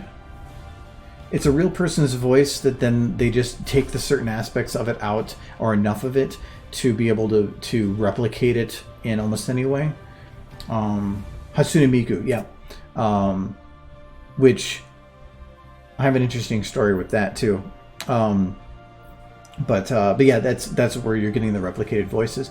But even those voices, you know that they're fake when you hear it on their own. But you put it with music, it's actually pretty hard to notice. But no, have you ever seen a Hatsune Miku concert where they do the screen and it makes it look like they're dancing on stage? There was one of those that I actually thought the music was really, really good, and so there was like an hour and a half concert that I would just sometimes run and repeat, and because the music was really good. And for one of the MLP MSPs draft, that one of the guys that was running it had asked me if I could make a version of ponies that could do that, and that they would get the equipment and I would just make the animation for it. And I was like, interesting, but no. So how that works for this is that they put this big, it's like a mesh screen that, and it has to be a specific type of screen that basically, if you put it in a dark lighting, it kind of doesn't look like it's there, but when the light hits it, it doesn't really bounce around within it. So it looks like they're just kind of there. The illusion breaks down from a certain angle, but as long as you're straight on, it actually looks pretty good depending on how you do it. But to make it work too, you basically have to get two like 4K high HD projectors, which are expensive to rent. When they learned that and how much the material would cost to do it, they basically said that we can't afford to do this, so it worked out anyway in my favor. But the concern I had was, like I said, the illusion breaks down as you go from an angle. A character that's standing has a depth of maybe like 2 feet. A pony, when standing, does not have a depth of 2 feet. It's a depth of a lot further, meaning that that illusion is going to break down a lot quicker, because as you move around the person, they're not going to shift from the, you're not going to see a different change in their back. If you go have them looking straight ahead and they're like their butt's not showing, and you have somebody from an angle, now that angle is going to start getting narrower and narrower. So they said, well, how about doing EQG? And I'm like, those models aren't going to work with that. So yeah, that never went forward, but it just was going to be too expensive anyway. No, it looks Alexander, the whole point of the stream is if there's questions that I take the time to answer those. It's so that if I'm answering a question, it's not just one-on-one time is difficult, but having a stream do it, that means I'm answering it multiple people. So ask any question you want; it's perfectly fine. But yeah, I played all the old Halos. Not Halos. We were talking about Halo before. My mind was in there. Portal. I played all the Portals. So yeah, I know all the Portal games. I got the custom authentic made mug for someone on Etsy a month or two ago, and it's the most amazing thing ever. Yeah, I think I've seen that. It's pretty neat. How do you animate things like that? Hello, Fruit Ninja. What do you mean by like that? Do you mean her? Because to me, animating is the same for all characters. This is a little different in general. That's hard. It's like asking somebody, how do you drive a car? Let me see here. Alright, see you later, Eric. Ooh. That's a coffee mug? Or is it just like a drinking mug? That is really cool. I like that. Where'd you get that? I've actually been thinking about getting coffee cups that are just the cutie mark, because that's my, you can see on the bottom of the stream. But it's the, I've thought about commissioning those. I have one. But yeah, that's nifty. I like that. Oh, there it is. Huh. I'm a little worried with metal cups, if that's metal on the inside. Oh, I would, if it's ceramic, I would do it. But if it's metal, I wouldn't want to put coffee in it. So Fruit Ninja, so animating it's hard to say like how do you animate, because it's a process you kind of have to, you learn by doing. There's certain aspects of it that are pretty similar and are good to learn, but like I said, it's like asking somebody, how do you drive a car? Because you can say like you hit the gas pedal, but when do you hit the gas pedal? When do you hit the brake? A lot of that it just takes time to learn by sitting in the driver's seat, and that's kind of similar with this. So there's like a lot of it is just sitting down and then figuring out what works for you. There's resources like the 12 Principles of Animation that are really, really useful, but I wouldn't even really bother with looking at those until you've figured out the basics of stuff. What I've told a lot of people that want to get started with SFM or just animating in general is to just make pictures, because it's like if you look at this, every time I move the frame forward, she's standing still, and every one of these frames is what it's going to render out to. So all a movie is, or all an animation is a series of these images. So if you can learn how to make a picture, and like if you said you already do SFM wallpapers and such, it's just posing. If you can pose and you can put somebody into a position, you can animate, because all it is about taking that one position, then making a new position and blending them together, and then taking the next position and blending it together. So, did you post it on the Discord? I can check out a little bit. On Twitter, I didn't see a link in chat here, unless you like sent it to me on Twitter. But anyway,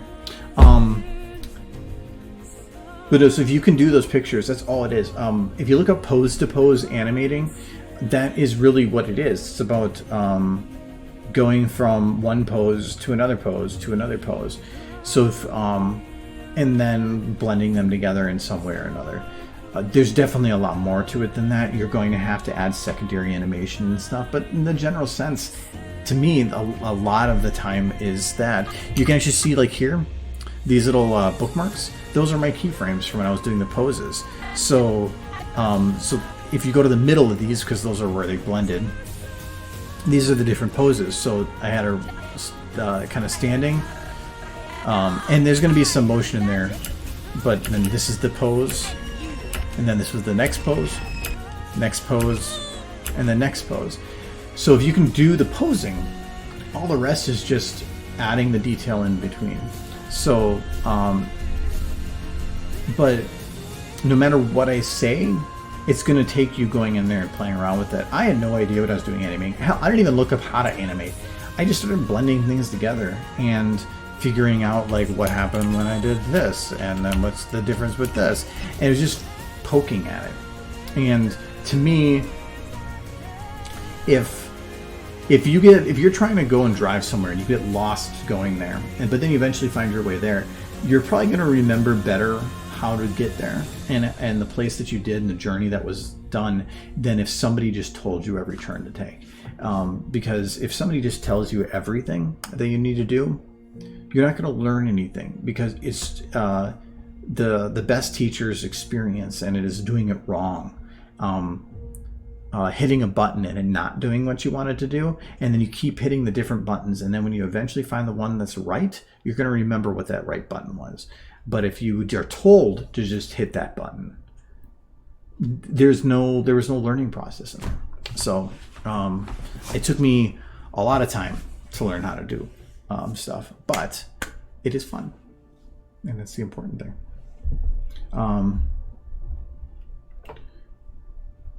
Okay, yeah, I just didn't see it pop up, but sometimes it's just stupid. That's fine. Oh, it's because I'm logged in as Rathalos too. Okay, there it goes. I had to move to my main account.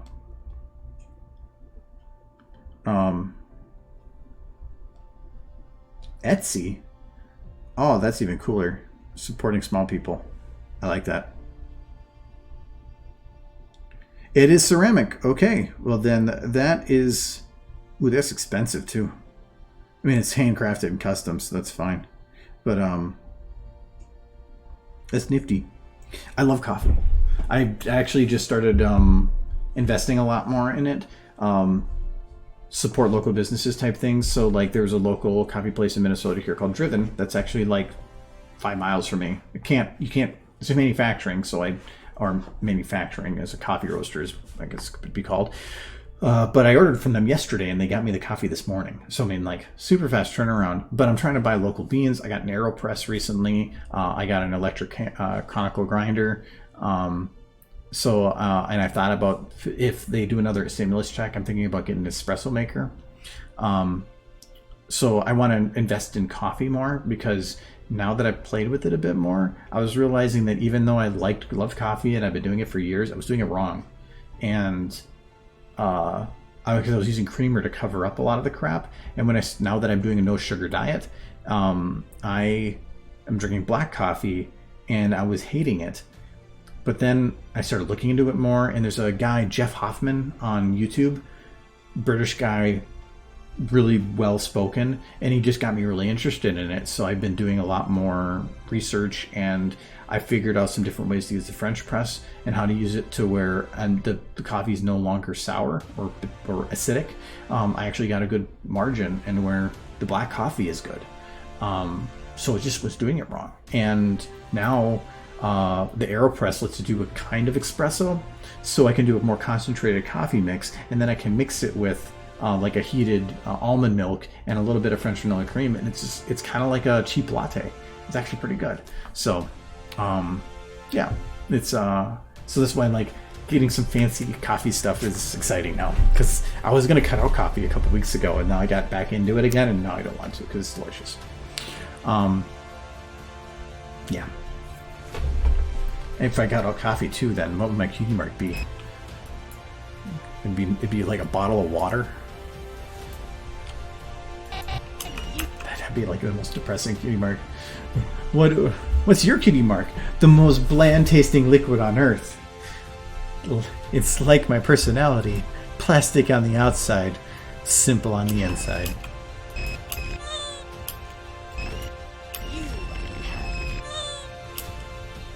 I still don't know what to do with her face here.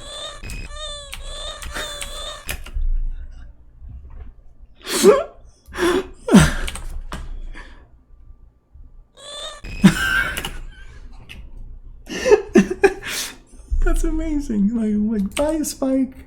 Yeet.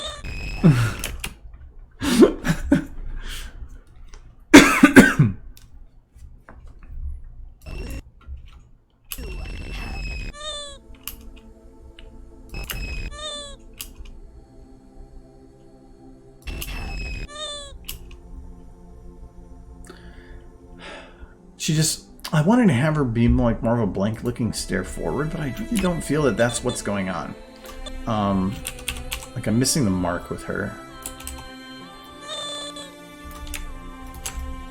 I can't really do the flat brow, which is what I would kind of prefer.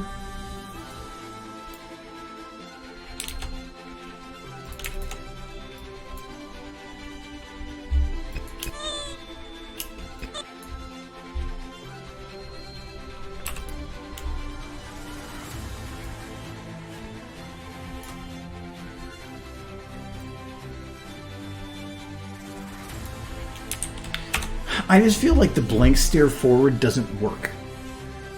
But if I changed to her looking at him, then it would kind of negate the need to move him to the side. I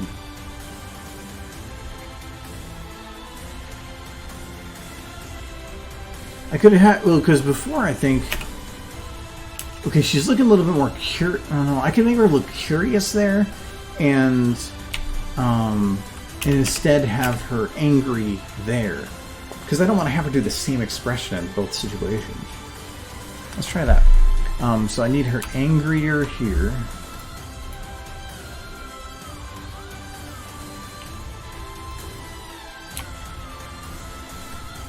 I don't even blend this.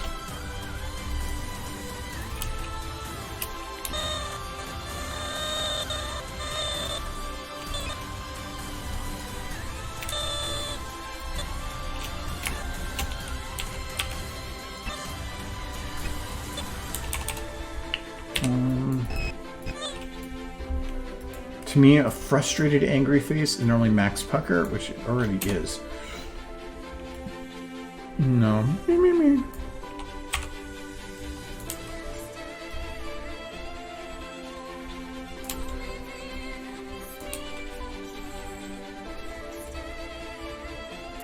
Okay, apparently that's the max I'm going to do on pucker. If I go any more frown, it's not going to work either. So I guess we'll just do that. Damn. Her eyes too. I think I want to have a stare ahead straight. Right now she's looks like she's looking up a little bit. Let's move that.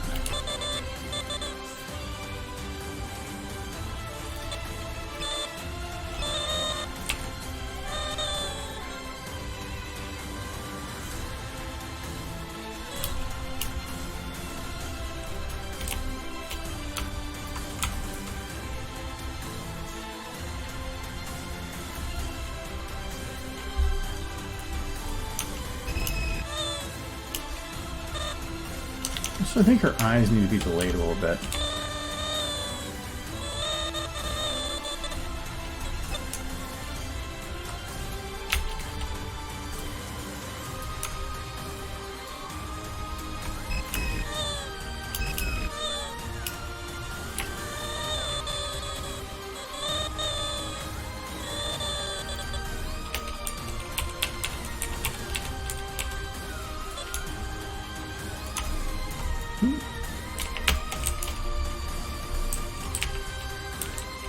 It's like, what the hell is that? That was like the...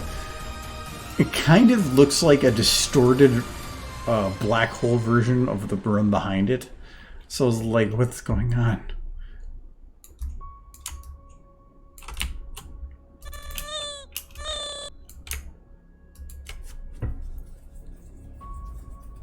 There isn't a chief helmet? I wouldn't be surprised. It's kind of the iconic thing.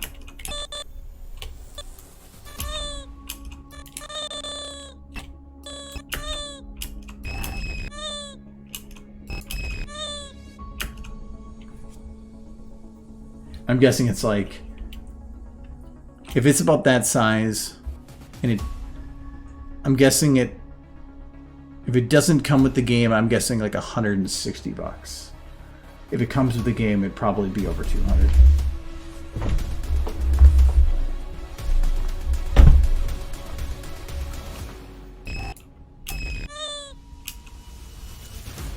Really? Like a full size?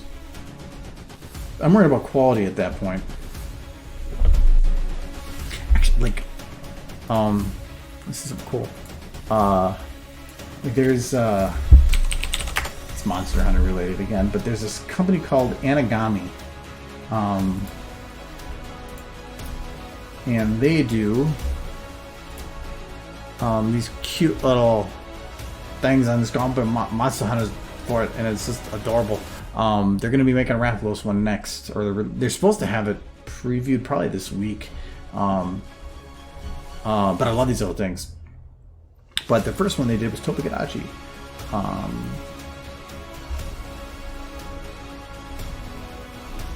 Oh yeah, this one. Look at him. He's got a little frog on his head. But I love him. He's so good.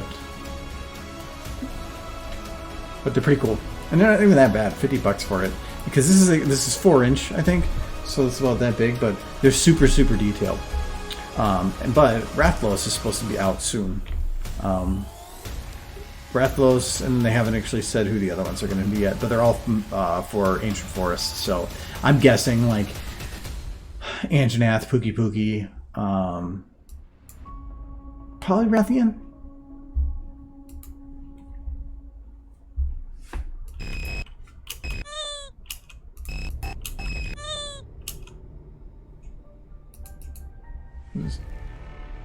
Oh, yeah. So, oh, it's a Halloween costume. That's not the same thing. That's probably really, really cheap. I mean, it's neat, but at the same time,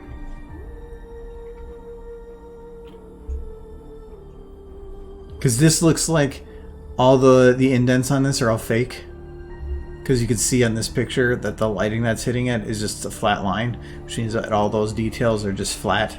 Not like this one where it's actually indented.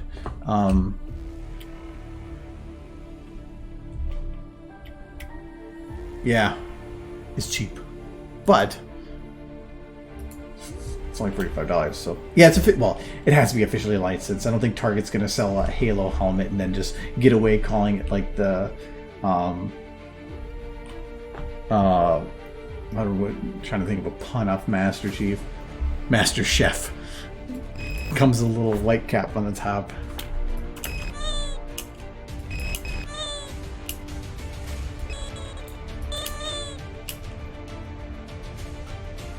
Microsoft Sam. That would be great too. Comes with like a voice synthesizer.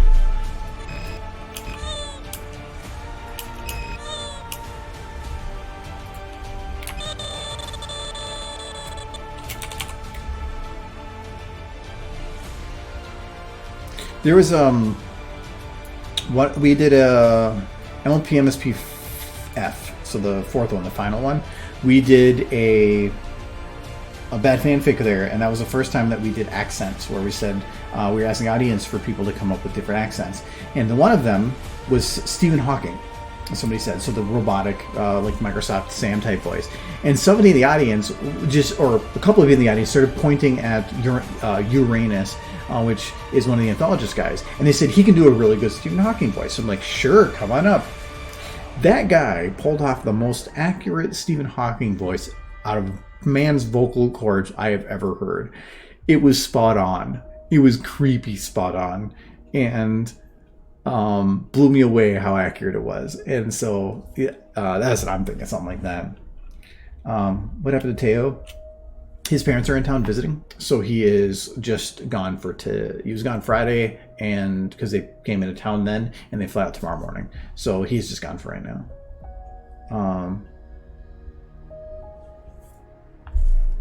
IR guy who gonna teach you lesson. Yes. Then like my brain when thinking Microsoft Sam, it goes to not even Microsoft Sam, it goes to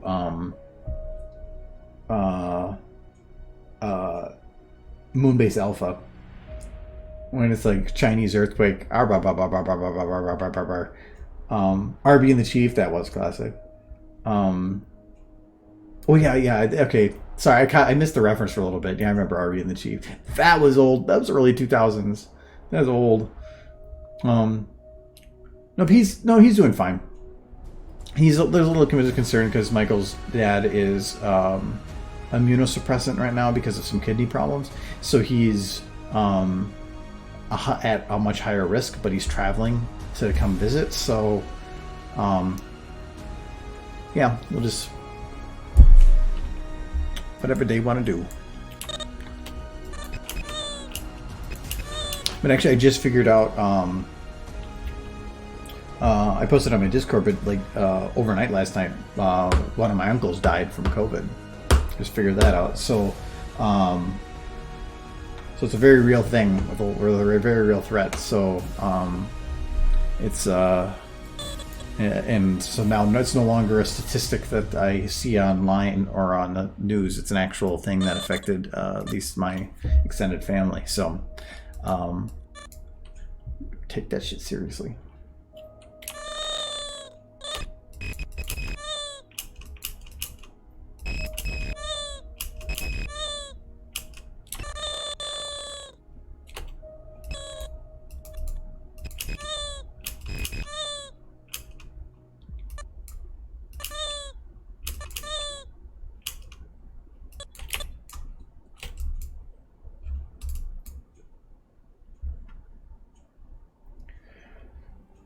Yeah, I'm planning to go to Ciderfest. The problem with it is there's still a risk involved.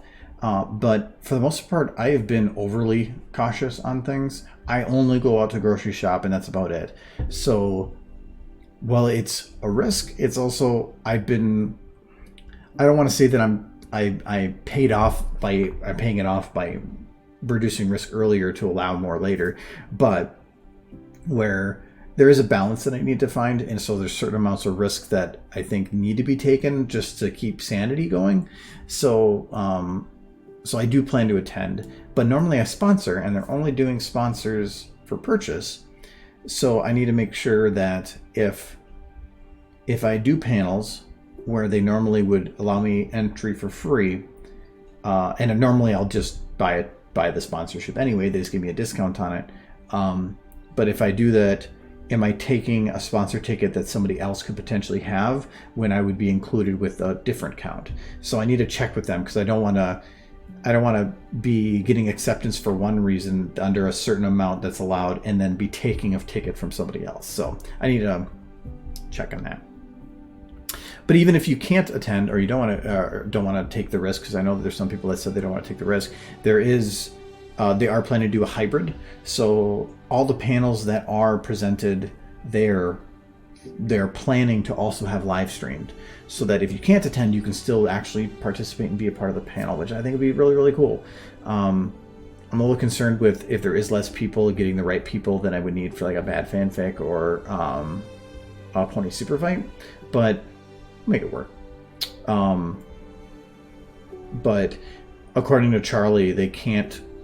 He can't decide to cancel, because doing so with things opening up as they are, the cancellation fee for the hotel would bankrupt the con.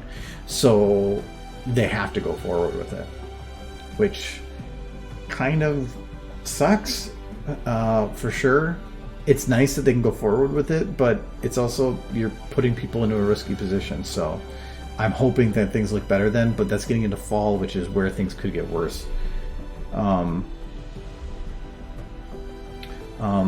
Yeah, and a lot of those places have like sanitizer, so I use sanitizer where I go out. I always wear a mask, because I know it's not for protecting me, it's for protecting others, and I want to respect the people that work there, where they have to deal with, they're in every day, they're doing their thing. But yeah, I'll be careful not when I'm out, not touching my face. I'm like, yeah, don't touch my face. But I haven't been out. I went out and done anything for all day. But I usually use hand sanitizer before I leave anywhere, because a lot of them have it at the registers or something. So I'm careful, but you need to go out and get food. I could order it here, but sometimes I just like going out to get it because I forget things. I'll make a list and then I'm like, ooh, I want that.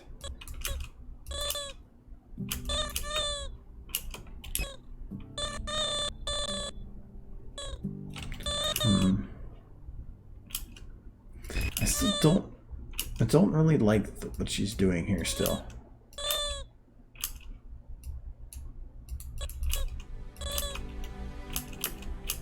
Mainly it's like this, you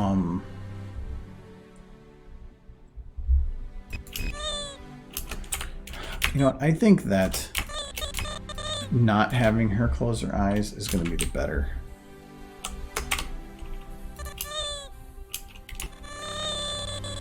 She can squint, but not close.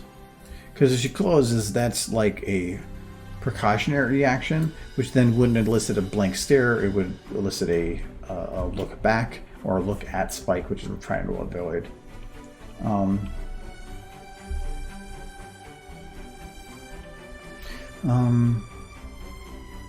Well, it's not just breathing in your face. If they breathe right in your face, that'd be more of an issue. But a lot of it is when you're indoors, air just gets recycled.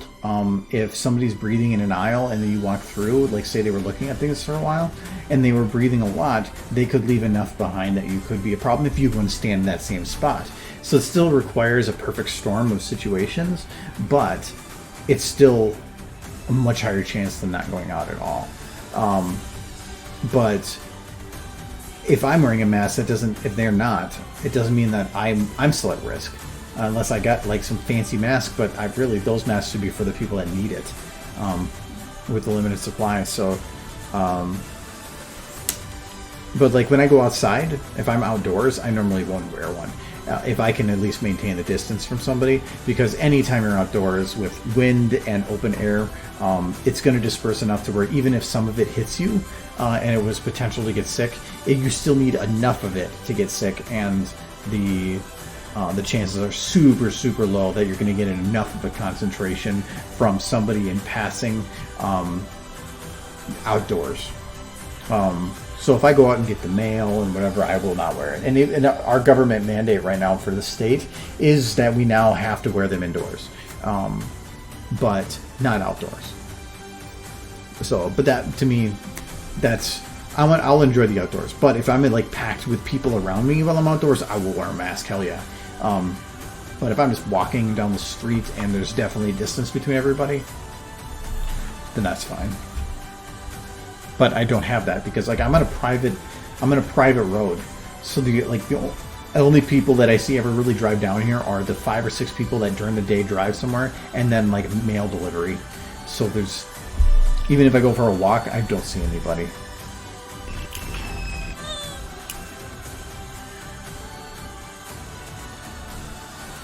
Yeah, it's better to be over precautious than not. I mean, if it comes down to should I wear a mask or shouldn't I, well, the should is definitely going to be the safer route. So, I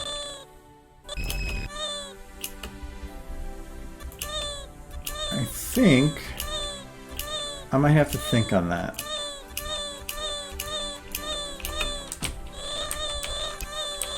This is something funny involved. It just sounds like eat. There. Yeet. Yeet.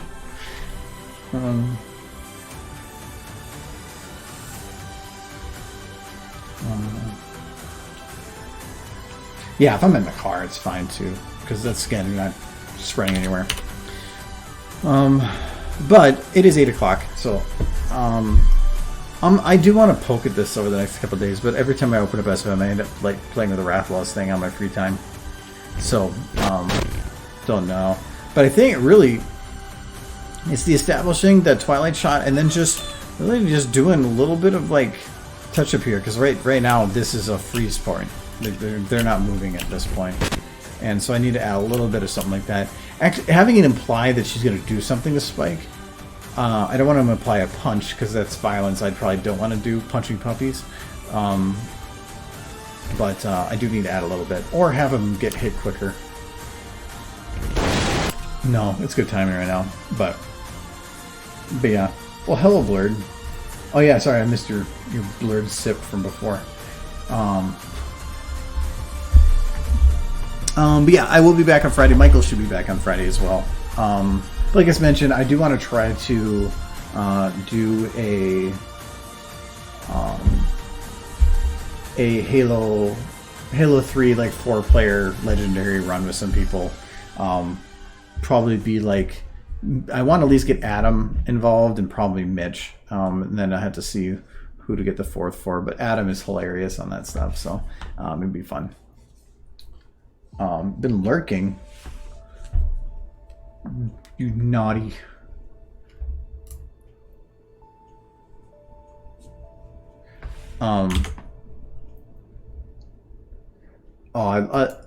It's me, Adam, Mitch, and Michael. We were playing a Halo Reach multiplayer for a while, and we had some absolutely great moments.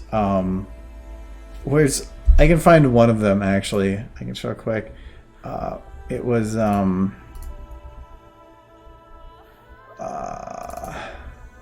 I saved a lot of them. Is it in this folder? Yeah. I didn't export of it because it just, this was you just watch. Hold on.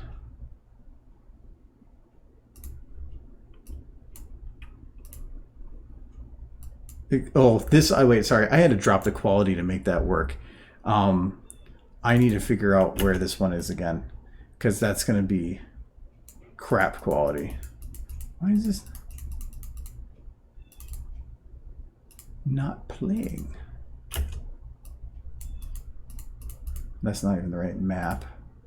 Anytime we do anything funny in any stream or anything we're doing, I always go and just record things, and you get some funny moments.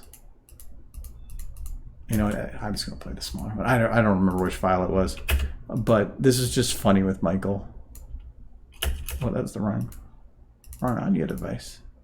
I had to make it small because I needed to upload it to Discord. I got the flag. Just drive. No.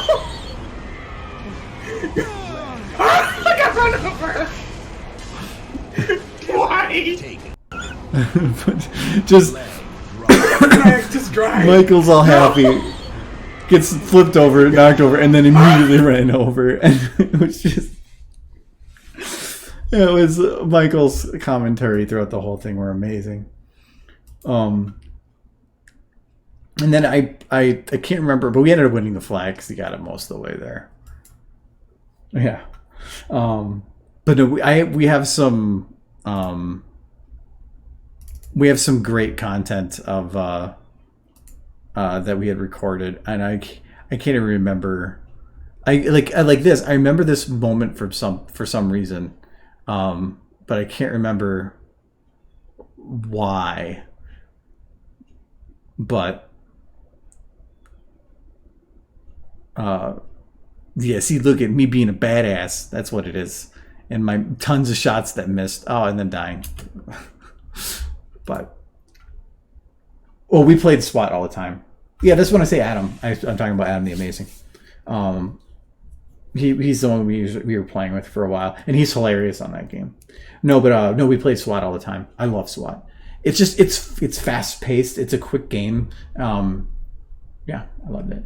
So anyway, so if we do it, I want to see if I can get Adam on there.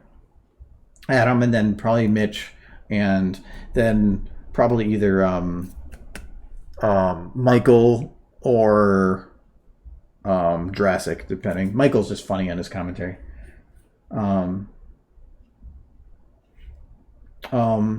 No, it'd be just Legendary, not doing it wouldn't be like no skulls on. We want to have, it's not about the challenge, it's about having it be difficult enough that stupid things happen, and so we're just that nice balance. But I feel like if we did all skulls, that would just be more frustrating. And if we did heroic, it would be too easy. Me and a friend are playing through on heroic right now, and we have some difficulties run into every now and then, but for the most part, we're just kind of plowing through it. So, but yeah, heroic to me is the good balance for it. But Legendary, there is just something that I think that could be fun about that. So we'll see. Anyways, my time's up. So I will be back on Friday and maybe get some work done. Didn't really do anything today, but having the conversation is fun too. So, okay. Have a good week and have Kitty with music. Bye-bye. Done.